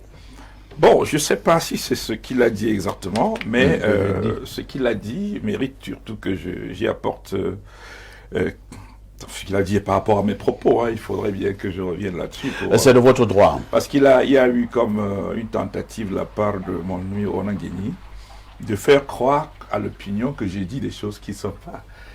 J'ai fait une analyse froide d'une situation. Ça n'a rien à voir avec l'historicité des nominations dans ces postes. Ça n'a rien à voir. Et j'étais d'emblée d'accord sur le fait que le tribunal était quelque chose de structurel. Et j'ai parlé dans mon premier propos de la manière dont cette construction, cette structuralité s'est mise en place au Cameroun. C'est ce que j'ai dit. Et puis je suis arrivé maintenant à la photographie qu'on a aujourd'hui, tout en mettant en parallèle M. Biya et sa capacité à garder le cap sur un certain nombre de choses, bien entendu, puisque ce que je vois aujourd'hui n'est pas ce qu'il y a il y a 10 ans, par exemple, c'est ce que j'ai dit. Et donc, on ne peut pas aujourd'hui subodorer que ce que je vois là est différent, et autre chose que ce que tout le monde est en train de voir par rapport à la photographie de la gouvernance qu'on a.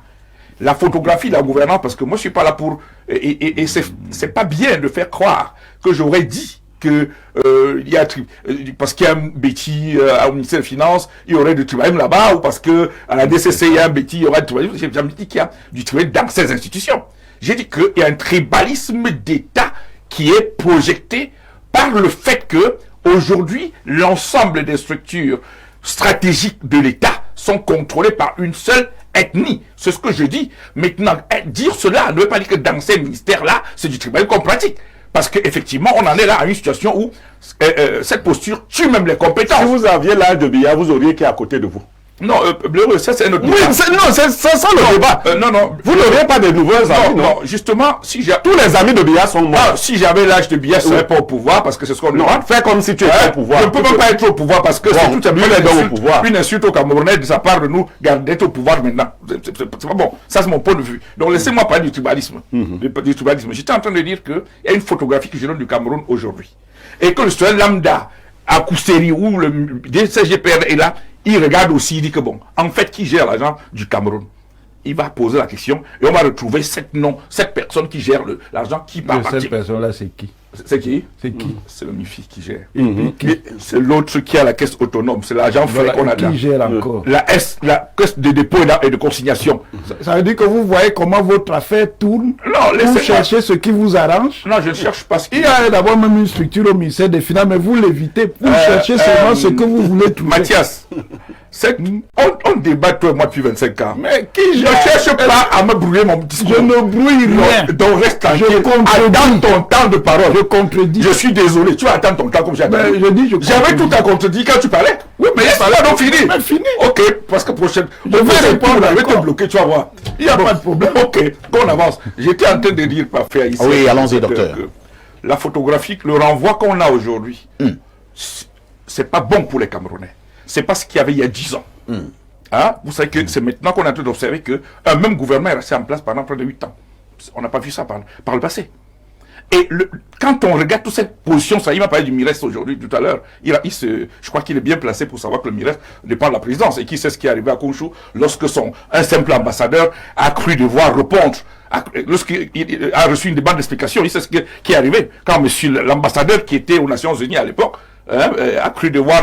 Qui était l'ambassadeur? Qui était l'ambassadeur? Ah non, tu ne connais pas l'histoire. Qui? Mais il faut nous dire. L'ambassadeur pour lequel le ministre Kouchou a fait une demande d'explication, tu ne connais plus. Aujourd'hui, tu dis... Et la demande a donné quoi? Tu sais ce que ça a donné. Puis, non, il faut dire. Vous ne faites pas les deviner sur le plateau. Non, je donnais l'information au téléspectateur. Je rappelais que la position d'un ministre des Relations extérieures dans la structure de gouvernement aujourd'hui n'en fait pas pour moi un personnage stratégique aujourd'hui. C'est un ministre délégué qui répond à la présidence, dont le vrai ministre de la Affaires étrangères, c'est le président de la République. Le ministre des Relations extérieures n'est pas ministre. Non, il dépend de la présidence. On sait comme ça fonctionne. Donc je veux pas... Tous les ministres dépendent de la présidence alors. De toute façon, vous savez comment ça fonctionne. J'étais en train de rappeler que le tribalisme aujourd'hui, tel que c'est la photographie du Cameroun aujourd'hui, tel que c'est gouverné. Très bien, c'est compris. Et adossé sur une posture, alors un renvoi tribaliste. Et c'est à l'État du Cameroun, au travers ceux qui gouvernent aujourd'hui, dont M. Biya Paul, de donner à travers la nouvelle repartition des positions. Et ce, avant octobre, bien entendu, qui va partir. Non, je vais pas finir. Non, finissons, on n'a plus beaucoup de temps. Hein. Ah bon, je peux les autres continuer. Merci, docteur. Alors, Valère, nous sommes en année électorale, hein. Lorsque nous parlons de ce tribalisme et de ces propos haineux, est-ce qu'il faut craindre pour la quiétude de l'élection présidentielle qui aura lieu justement dans environ 8 mois? Mais pourquoi est-ce qu'on va craindre pour cela? Même si les gens se plaignent de certains mots, il est clair que ce sont des mots de la société, de tous les jours que nous vivons, nous entendons, mais en fait le Camerounais, pour fond, n'est pas concerné par ce que certains revendiquent en politique.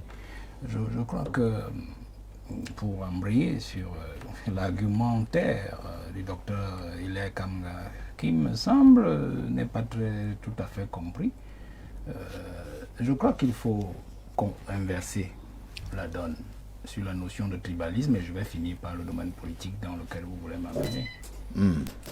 Pour dire que le pays a été fabriqué depuis le colon, tel que nous le voyons aujourd'hui. Et Aïdjo n'ayant rien inventé, Biana non plus rien inventé, mais il a sophistiqué à sa façon et retourné, je l'ai expliqué tout à l'heure. Mais je veux juste percer dans un tour de recoin pour dire, laissons le tribalisme d'État là où il est. Et parlons du tribalisme dont on reproche par exemple le reste de la région, par exemple de l'Ouest. La région de l'Ouest et tous les ressortissants de l'Ouest. Je m'amuse parce que je vois que vous tournez autour de ça, mais vous ne voulez pas parler du problème. Quel problème? Que vous voulez parler, vous voulez qu'on dise que le Bamileke est un tribaliste. Qui a dit ça? Depuis que nous tournons. Ah ben moi je ne fais pas une émission sur le Bamileke. On dit le Bamileke. Non, c'est mon argumentaire, c'est mon temps de parole. Mais pourquoi vous soupçonnez qu'on tourne? C'est mon argumentaire et c'est mon temps de parole. Bon. Alors vous tournez depuis et je vois comment le docteur Hilaire Kamga est mis dans ses petits souliers. Parce qu'en fait, vous n'arrivez pas à lui faire dire ce que lui ne veut pas dire. Aujourd'hui, tout le monde dit le Bamileke est tribaliste. Il est tribaliste. Il ne veut faire qu'avec son village. Personne ne l'a dit sur ce plateau. Hein, j'ai dit on. Non, si vous êtes dans on, si vous êtes dans on, c'est tant mieux. Qui se sent mauvais se mouche chez vous. Je dis ceci. On dit le Bamileke est tribaliste. Il fait tout chez lui. Bon, d'accord. Mais pourquoi? Si tant est qu'il est comme ça vraiment, comment l'est-il devenu? Parce que vous n'allez pas dire qu'un enfant est un brigand. Mon fils est un bandit de grand chemin. Il vole au quartier, il vole aujourd'hui. D'accord, c'est un voleur. Mais comment est-il devenu un voleur? Ok? Mon propos va là. Je vous ai parlé du laisser-passer. Et d'ailleurs, un de nos téléspectateurs a ajouté un élément, non, il m'a pas recadré, il a ajouté l'élément du Bassa aussi. Ouais. Parce que je suis resté focalisé sur le Bamileke. C'est-à-dire l'homme de Bafang particulièrement, puisqu'il s'agissait du... Vous voyez? Alors, partez du laisser-passer. Ils se sont sentis frustrés dans l'histoire. Vous comprenez? Le professeur a parlé... C'est vrai quand même que, hein, Valère Bessala, je vous repasse la parole. Vraiment, l'émission de ce matin ne pose pas un problème Bamileke. Il faut que ce soit très bien compris. Maintenant, je vous repasse la parole. Le professeur a parlé des capitaines d'industrie. D'accord? Le ministre Kodok, en 1966-1968, je parle sur votre contrôle, professeur, il était ministre de l'économie, quelque chose comme ça, d'Aïdjo. Il avait justement, c'était un dossier que le président Aïdjo lui avait confié. Et c'est lui qui est en fait l'instigateur des capitaines d'industrie qui relèvent particulièrement d'une certaine aire géographique, c'est-à-dire de l'Ouest. Parce qu'en fait, il ne faut pas comprendre. Il faut comprendre que Aïdjo avait le souci d'équilibrer l'injustice qui avait été aussi faite à cette région-là du fait du maquis. C'est-à-dire ces gens qui avaient été réduits socialement dans leurs petits souliers comme étant des gens qui ne peuvent pas aller partout dans le Cameroun comme tous les autres Camerounais. Ils avaient besoin de laisser passer. Comme l'homme Bassa. Vous comprenez? Donc je veux dire, vous faire comprendre que la logique tribaliste, quand je dis que l'État a été tribalisé, il y avait déjà, je ne vous permets pas, professeur, il y avait déjà. Monsieur Bessa, il y a une ambiguïté fondamentale dans votre propos. Le laisser-passer n'indexe pas une communauté. Le laisser-passer est un instrument de sécurisation. Non, à cette époque-là, c'était clair. Laissez, monsieur, je te laisse pas passer non, un monsieur, instrument de sécurisation parce qu'il y avait ce qu'on appelle des zones de sécurité. Je suis désolé. Le problème, c'était les zones de conflit. Je suis désolé. Des communautés. Ça concernait des communautés perverties, monsieur. Je suis désolé. C'est la perversion. Non, mais toi aussi tu fais la perversion. S'il vous plaît. Le laisser-passer n'était pas décidé. C'était bien calculé par rapport à des gens petits. C'est faux, monsieur. Je suis désolé. C'est faux. Calmons-nous, s'il vous plaît. Il faut pas être désolé, Calmons-nous, s'il vous plaît. Calmons-nous. C'est Valère Bessala qui a la parole. S'il vous plaît. Professeur Warangini, on se calme. Docteur Hélène Kamda, nous nous calmons. Écrit l'histoire s'il vous plaît. à leur manière. On vous a contesté. Permettez à Valère Bessala de discuter. Moi j'écris, tu contestes, il n'y a pas de problème. Docteur, on vous a compris. Valère Bessala, c'est vous qui avez la parole. Je sais que le professeur est dans de la mauvaise foi. C'est ça. Et je peux le comprendre parce que peut-être il lui manque un certain élément, c'est-à-dire la gestion administrative de terrain. Je rentre dans un domaine qu'il connaît, pour prendre l'exemple et retomber sur le cas. Dans le domaine des pêches, le droit de la mer, les filets maillants, quand on donne une certaine mensuration pour les filets à jeter dans la mer, c'est parce qu'on recherche, on veut que le pêcheur ait un type de poisson et en évite un autre pour perpétuer les races halieutiques. Vous comprenez? Je rentre dans la technique administrative de terrain. Quand on instaure le laisser-passer, certes, il peut dire que ça concerne tout le Camerounais, mais on sait qui ont recherché à recaler. Vous comprenez? Qui ont cherché à recaler? S'il vous plaît, je reste donc dans mon sujet. Je sais que vous avez parfaitement compris. Je reste dans mon sujet pour dire que Kodok, qui a dans ce dossier d'Aïdjo, est chargé, théoriquement, de régler un problème, une injustice, c'est-à-dire ces gens de l'Ouest, particulièrement parce que le Bassar, Kodok lui-même est Bassar, donc on peut déjà penser qu'ils étaient fondus dans l'air du centre. Vous comprenez? Ces gens de l'Ouest-là doivent se sentir quand même concernés aussi dans ce pays, même si politiquement on les met de côté. Regardez par exemple ce qu'on fait en Dormont. Regardez particulièrement ce qu'on fait en Dormont. Qu'est-ce que vous voulez démontrer, Valère? Que le Bamileke a toujours été exclu du pays? C'est ce que vous voulez démontrer? Je suis en train de démontrer que le tribalisme que vous reprochez à l'homme Bamileke est une réponse à un tribalisme rampant, institutionnalisé depuis la colonisation. C'est ce que je suis en train de vous dire. C'est ce que je suis en train de vous dire. Donc je veux que vous compreniez cela aujourd'hui. Et quand le dossier économique de Kodok vise justement à tempérer leur esprit d'exclusion. Et si nous allons un peu plus loin, vous vous retrouvez aujourd'hui avec ces gens qui justement revendiquent le pouvoir. Et on veut toujours les ramener à une affaire de... Les Bamileke disent que c'est leur tour. Quand les nordistes disent que c'est leur tour, est-ce qu'ils ne sont pas tribalistes aussi? Vous comprenez? Peut-être qu'ils usent des moyens qu'ils ont reçus, ou du moins des moyens qu'ils ont développés pendant leur exclusion politique. Parce qu'il faut aussi comprendre cette logique. Donc je ne voudrais pas je sais que j'ai touché là où ça ne vous a pas plu. Donc je dis ceci, monsieur. Monsieur, ça ne vous concerne pas particulièrement. Parce que vous dites que là, ça ne m'a pas plu. Là, je ne le permets pas. Vous, c'est pas vous. Voilà. Il faut que ce soit très clair. Donc je voudrais simplement dire que... Non, je n'ai rien à voir avec ça. La question du tribalisme ne doit pas être une question aérienne. Ne la gardons pas aérienne. Quand nous avons évoqué le sujet, nous savons ce que nous voulons dire, nous savons là où nous voulons aller. On vous a compris. Professeur Warangini, on vous a vu effectivement ne pas être d'accord tout à l'heure. Vous avez autre chose à ajouter? Oui, monsieur Bessala a une manière extrêmement discutable d'envisager la question. Je vous ai dit que la dynamique de l'État au Cameroun ne se limite pas aux positions gouvernementales, aux positions institutionnelles, par exemple du type député, sénateur, aux positions politico-représentatives. Elle s'est étendue aux positions économico-politiques. Et quand je vous le disais, je ne vous le disais pas ça pour rien. Qu'est-ce qui se passe? Précisément parce qu'il y a eu une bonne partie du maquis à l'ouest. Mais ils sont lésés. On travaille à faire qu'ils retrouvent l'équilibre. Si vous travaillez longtemps à faire que vous retrouviez cet équilibre, vous créez un déséquilibre. Tout à fait d'accord. Et quand vous créez ce déséquilibre, il vous devient donc difficile de rééquilibrer. Au moment de rééquilibrer, ceux qui sont maintenant posés en position de force résistent Ça s'est passé précisément, monsieur Niel. Mais voilà donc, Et il faut se passer dans les années 80 et 90. Merci, hein, c'est ce qu'il fallait dire concernant ce sujet. Non, Hein. mais on Nous, ne peut pas dire ça sur ce sujet. Je suis sur le plateau. nous avons un troisième Je sujet inscrit à l'ordre du totalement jour. en faux. Prenez donc 1 minute et Oui, demie, une minute. docteur. Je m'inscris totalement en faux dans cette posture d'infantilisation de l'entrepreneuriat au Cameroun.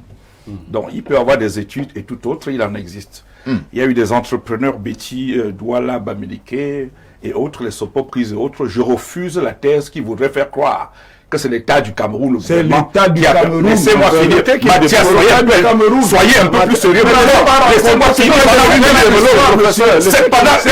Laissez-moi parler. Vous allez répondre, monsieur. Professeur Onangi, ne permettez au docteur de finir. Je dis simplement ceci, Mathias, simplement, c'est pas à toi que je m'adresse. Je dis simplement, je refuse qu'étant sur le plateau, j'adoube la thèse sur laquelle l'entrepreneuriat a été impossible pour nos dévanciers, que ce soit les Sopos, les Fotso et tous les autres, et parce qu'ils l'ont été que parce que l'État leur aurait donné de l'argent. Notez qu'il y a des peuples qui entreprennent, et il y en a dans toutes les communautés. Il y a des gens qui entreprennent et qui réussissent dans les D'autres qui affaires. n'entreprennent pas. J'ai dit qu'il y a des peuples qui entreprennent. Et on en a d'autres qui n'entreprennent pas. dans les communautés. Il y en a qui échouent tout le temps parce que quand on donne de l'argent, ils vont tout échouer. Et donc, de ce point de vue, cette logique de vouloir présenter. Voilà pourquoi je suis venu tout à l'heure à faire référence à cette littérature qui a parlé dans les années 80. Comment tu peux c'est précisément ce le butage? C'est la discussion. Laisse-moi finir. C'est précisément cette littérature politique. Ton argumentaire. Laisse-moi finir. Laisse-moi finir et tu structures. Parlez. Mais j'ai déjà dit ce que oui, j'ai dit. Tu as écrit le butage. Allons-y. Non, il faut Vous parler. êtes direct sur Arrêtez de parler. c'est le problème. Vous n'allez pas C'est le inventer une communauté problème. ou des C'est le communautés. problème. Vous n'allez pas investir l'histoire en créant Quel investissement de l'histoire? Vous n'allez pas utiliser vos armes pour faire monsieur Kanga. Vous allez parler de C'est toutes les faux. fortunes du Cameroun, même dans la période qu'on a, sont le produit de l'État. Je suis désolé, c'est faux. C'est quel faux? Allez-y. Donc vous n'en C'est savez le rien. complet. Oui, bien sûr. Je peux ne pas savoir. Nous marquons une dernière J'habite chose. cela. Ses 92 ans, c'était le 13 février dernier à Yaoundé, au niveau du palais polyvalent de sport. C'était une démonstration de force de plusieurs jeunes Camerounais. On retiendra en substance que ces jeunes ont demandé au président de se représenter pour cette élection présidentielle. Au finish, ils ont d'ailleurs pris l'engagement de payer les 30 millions qui constituent la caution pour être candidat au Cameroun. Ce matin, nous allons nous poser la question de savoir s'il s'agit véritablement d'une sérénité ou alors c'est une autre forme de manipulation. Je commence par Yaya Bello qui a été pratiquement mis de côté sur ce plateau pendant quelques minutes, alors qu'il est bel et bien là pour débattre aussi. Yaya Bello, vous avez suivi, comme tous les autres Camerounais, cette actualité concernant donc le chef de l'État, Paul Biya, soutenu par les jeunes. Réalité ou manipulation? Alors, monsieur Haïssi, Oui. nous sommes là quand même dans ce qui relève du curieux.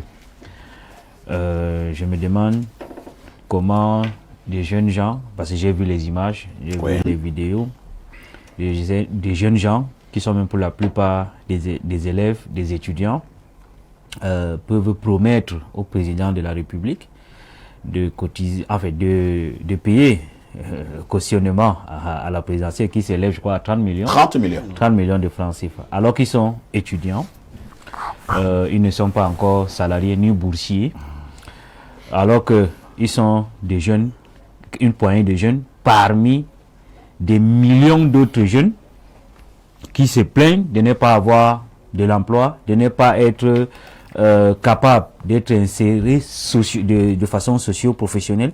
Bref, ça relève plus de la propagande, pour ne pas dire de la manipulation, parce que je suis très gentil.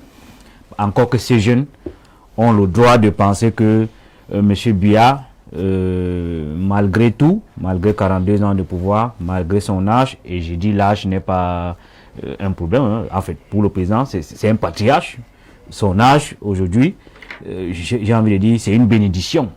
dans le contexte camerounais aujourd'hui, avoir 92 ans ou 93 ans, c'est un record, 92. 92, c'est un patriarche, c'est une chance. Je crois que sur 1000 personnes, je ne suis pas sûr qui est 50 qui peut avoir cette chance. Donc, pour moi, là, je n'ai pas un problème.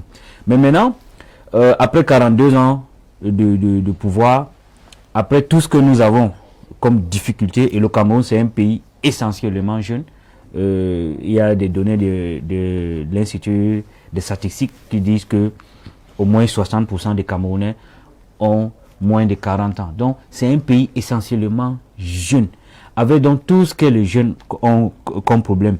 Des jeunes qui ont besoin de nager la Méditerranée pour aller en Europe pour trouver, l'Eldorado. Ceux qui ont besoin de passer par le désert. Donc, avec tout ce que nous avons comme problème, si ces jeunes-là pensent que M. Biya est encore la solution, alors que sa gouvernance a été le problème, tant mieux, c'est pour eux. Mais je crois qu'ils ne sont pas représentatifs de la majorité des jeunes qui veulent autre chose. C'est-à-dire qu'aujourd'hui, vous avez fait un sondage. J'ai dit, Cabral Libi l'a dit l'autre jour, dans son adresse aux jeunes le 10 février, que ce n'est pas les gens de 70 ans, de 80 ans, qui peuvent comprendre le problème des jeunes et les résoudre. C'est-à-dire que ceux qui ne sont pas avec vous, ceux qui ne vivent pas vos réalités, ne peuvent pas comprendre, ne peuvent pas être la solution à vos problèmes. Donc, moi, je crois que cette façon de faire aujourd'hui, ça ne passe plus. Très bien. Et ça rejoint ce que les populations de l'extrême sont en train d'exprimer. C'est-à-dire que vous ne pouvez pas prendre des raccourcis aussi simplistes pour venir dire, ben, ok, les jeunes... Non, moi je crois que ça relève de... C'est compris. C'est pour ça que j'appelle à la responsabilité de la majorité des jeunes. C'est-à-dire que s'ils veulent que leur pays change, s'ils veulent que leurs problèmes soient gérés autrement, qu'ils prennent leurs responsabilités en s'inscrivant sur le lit étoile et en allant voter ceux-là qui vont résoudre le problème.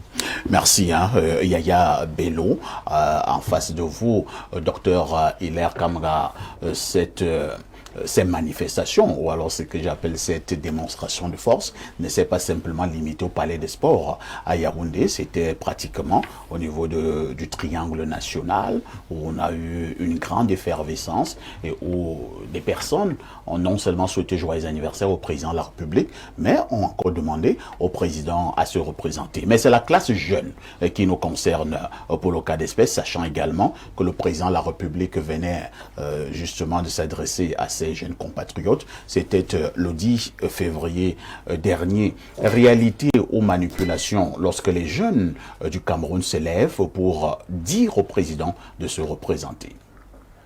Bon, d'abord, il faut dire une chose. Je pense que les deux choses l'une. Oui.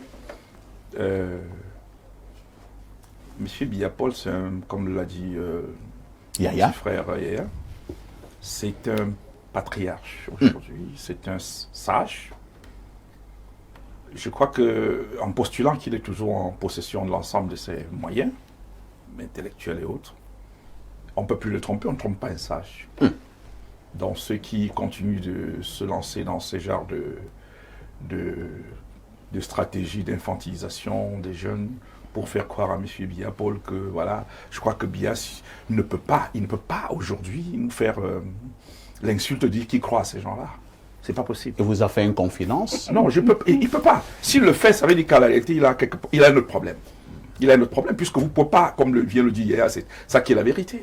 Vous ne pouvez pas dans un pays où des jeunes ont de la peine aujourd'hui à pouvoir survivre, je n'ai pas dit vivre, à pouvoir survivre. Vous dépensez des millions pour envoyer un enfant à l'université, il revient, après avoir fini avec ses masters, il s'inscrit en thèse, il attend encore que vous lui donnez de l'argent à la maison. Vous ne pouvez pas avoir un pays qui produit ce genre de citoyens et dire que ce sont ces jeunes-là qui se réunissent pour les qui vont cotiser 30 millions. C'est une insulte à la limite. Et puis ces gens qui le font, quand j'ai vu tout le parterre qui était assis et qui parrainait ce spectacle-là, j'ai dit qu'il soit un peu plus sérieux et qu'il rende M. Biya, qu'il honore un peu M. Biya Paul. M. Biya Paul sait que tout cela, chacun est dans la caisse là, peut puiser 100 millions et que toutes les manifestations sont financées à travers des petits marchés qu'on a donnés de part et d'autre. Donc c'est l'argent qu'on a sorti de nos caisses pour leur donner. Qu'il laisse les enfants tranquilles et qu'ensuite ils sortent l'argent où ils veulent pour faire ce qu'ils ont à faire et on paye la caution de M. Biya-Paul. Donc c'est un spectacle, une communication qui n'a vraiment pas sa raison d'être, parce qu'aucun citoyen sérieux, aucun jeune sérieux ne peut croire en ce qui s'est passé au Palais de Congrès. Et je pose ma même Donc, question. même si c'est le Conseil je pose national... ma même question, docteur. Oui. Vous avez fait un sondage.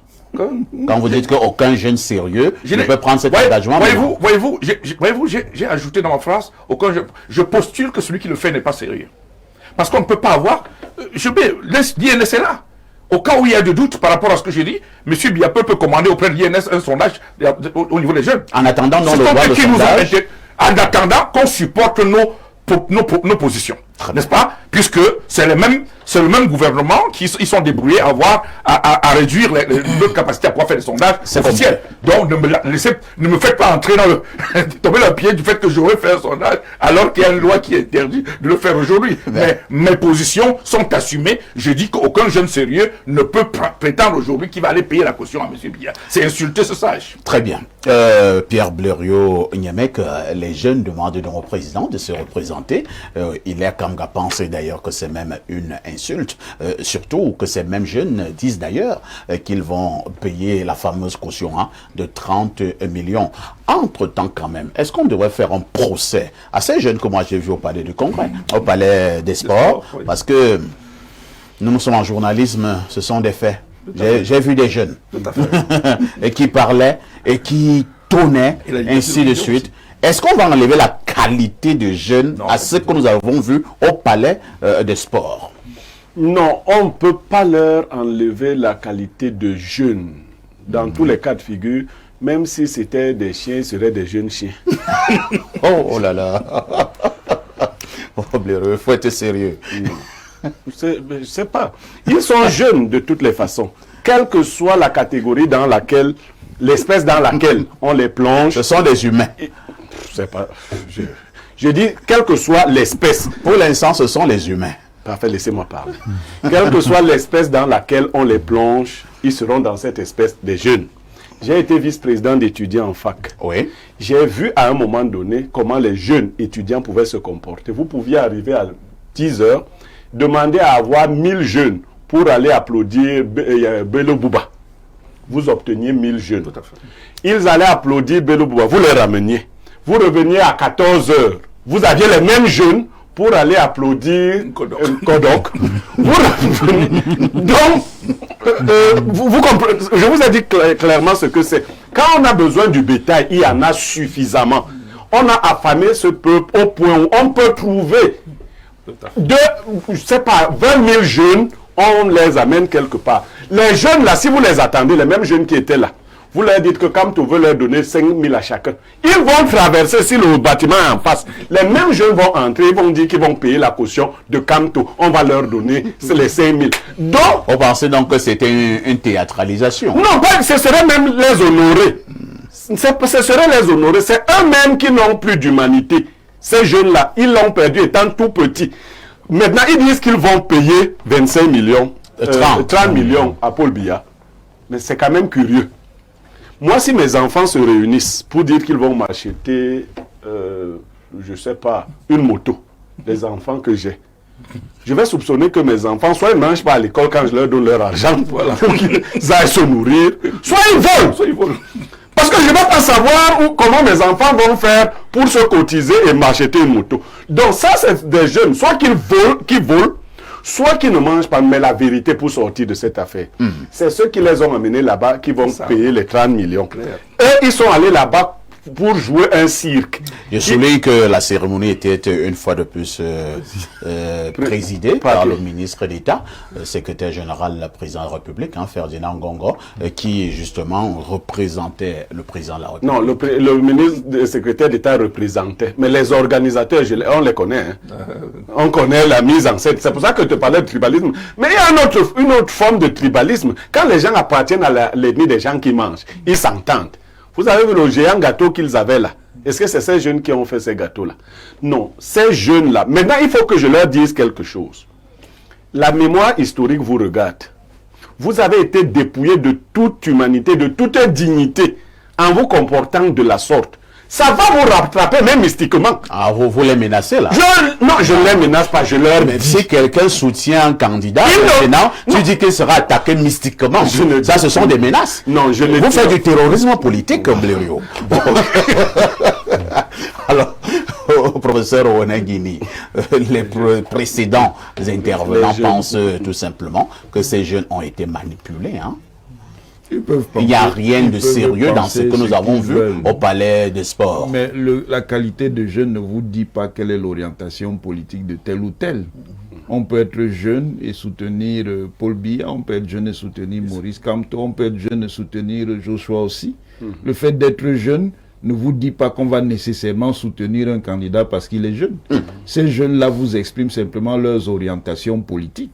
Maintenant, ça se situe dans une dynamique de cours que se donnent dans les différents groupes politiques qui sont en compétition pour l'élection présidentielle. Puis vous avez dit que Paul Biya est vieux. On vous montre. On fabrique donc des jeunes. Ce n'est pas qu'on a C'est ce que vous allez le dire. On fabrique donc des jeunes. Pas du tout. On fabrique donc des jeunes. Paul Biya est vieux. On fabrique, voici donc des jeunes. Ils les ont tirés d'où? De quelle écurie? Parce que les jeunes. Tu as reconnu quelqu'un là? Moi, ça ressemble à des fantômes. Tu as reconnu un jeune là. C'est vous qui Tu as reconnu quelqu'un Monsieur votre sang-froid. Monsieur Yemek. Un sang-froid. Quel jeune? Dans ton quartier là où tu es vu,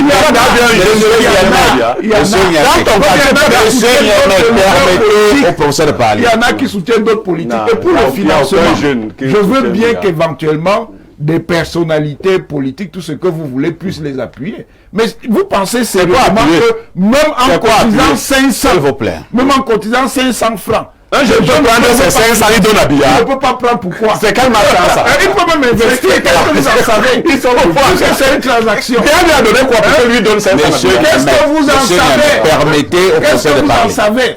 En tout cas, ces gens-là vous ont dit. Ils sont où? Moi, je n'ai reconnu personne là. Mais c'est ce que vous dites. Voilà. On les a ramenés du Rwanda. La terreur ne marche pas, monsieur Niamey. Chaque jeune est libre d'exprimer son choix politique, même en faveur de Paul Biya. Valère Bessala, l'élection, on ne le dira jamais assez. Pour l'instant, c'est pratiquement dans 8 mois. Nous avons vu des jeunes au palais des sports demander au président de se représenter. Qu'en pensez-vous? Ben, je ne sais pas pourquoi la question est retournée à mon niveau. J'ai posé la question à presque tout le monde. Oui, bon, elle est retournée. C'est l'homme de la jouvence. De toutes les façons, Et vous êtes je crois que je trouverai un moyen pour rentrer dans le fond de l'affaire. Allez-y, allez-y. Allons directement, surtout que nous n'avons plus le temps. Donc allons-y directement au niveau du fond. Il est important, moi je vais dire aux jeunes, oui. Je ne crois pas à cette mascarade du palais de Polyvalent. Oh là là. Puisque si cette jeunesse qui est allée là-bas est vraiment sincère, la meilleure chose qu'elle puisse donner à Paul Biya, c'est sa propre vie pour qu'il vive encore 100 ans. Donc c'est pas l'argent. Biya n'a pas besoin d'argent.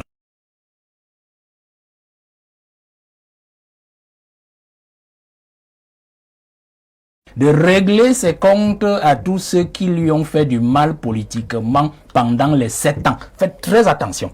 Je peux déjà vous dire ici qu'à travers ce discours, le président a annoncé l'élimination d'au moins un candidat en vue sur la scène politique. L'élimination comment? Je dis bien l'élimination politique d'un candidat sur la scène politique. Je viens de le dire. Ceux qui ont les oreilles pour entendre. Et pourquoi on éliminera un candidat? Parce qu'il est justement rancunier. Il a parlé de la manipulation des jeunes. Ceux justement qui ont utilisé les jeunes pour l'indisposer particulièrement, pendant tout le septennat. Je vous le dis comme ça. Vous savez, je suis venu ici, pas ici, sur cette chaîne. Je l'ai dit il y a 2 ans qu'on allait renvoyer l'élection législative et municipale. On m'a sauté dessus. Ça a été fait. Oui, c'était une évidence, mais ils m'ont sauté dessus.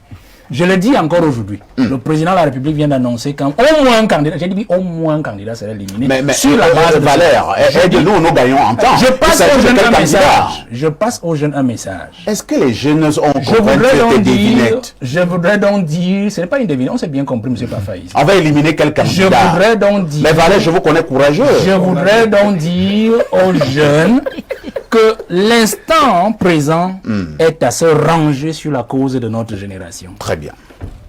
Merci Valère pour cette dernière intervention. Nous sommes arrivés au terme de ce programme. Nous allons dire merci à ceux qui nous ont encore une fois de plus accompagnés ce dimanche. Merci à notre invité permanent, le professeur Owenangini. Merci à Valère Bessala de Jouvence, guide de Jouvence. Merci à Yaya Bello du PCRN. Pierre Blériot continuera à être mon consultant. Merci également au docteur Ile Kamga de l'offre Orange. Merci la beaucoup. première rediffusion de ce programme, ce sera ce soir à partir de 21h. La deuxième rediffusion interviendra la semaine prochaine, mercredi, à partir de 14h. Merci à toutes nos équipes techniques, mais également rédactionnelles. Merci à notre président directeur général, monsieur Dieudonné Vin. Je souhaite à tous et à toutes une bonne fin de semaine. Néanmoins, une question. Avec tout ceci, que faites-vous encore ailleurs? Plongez dans l'excellence au cœur de Yaoundé. Imaginez un lieu où le luxe rencontre la modernité et le confort, où chaque détail a été pensé pour vous offrir une expérience unique. Bienvenue à la résidence Le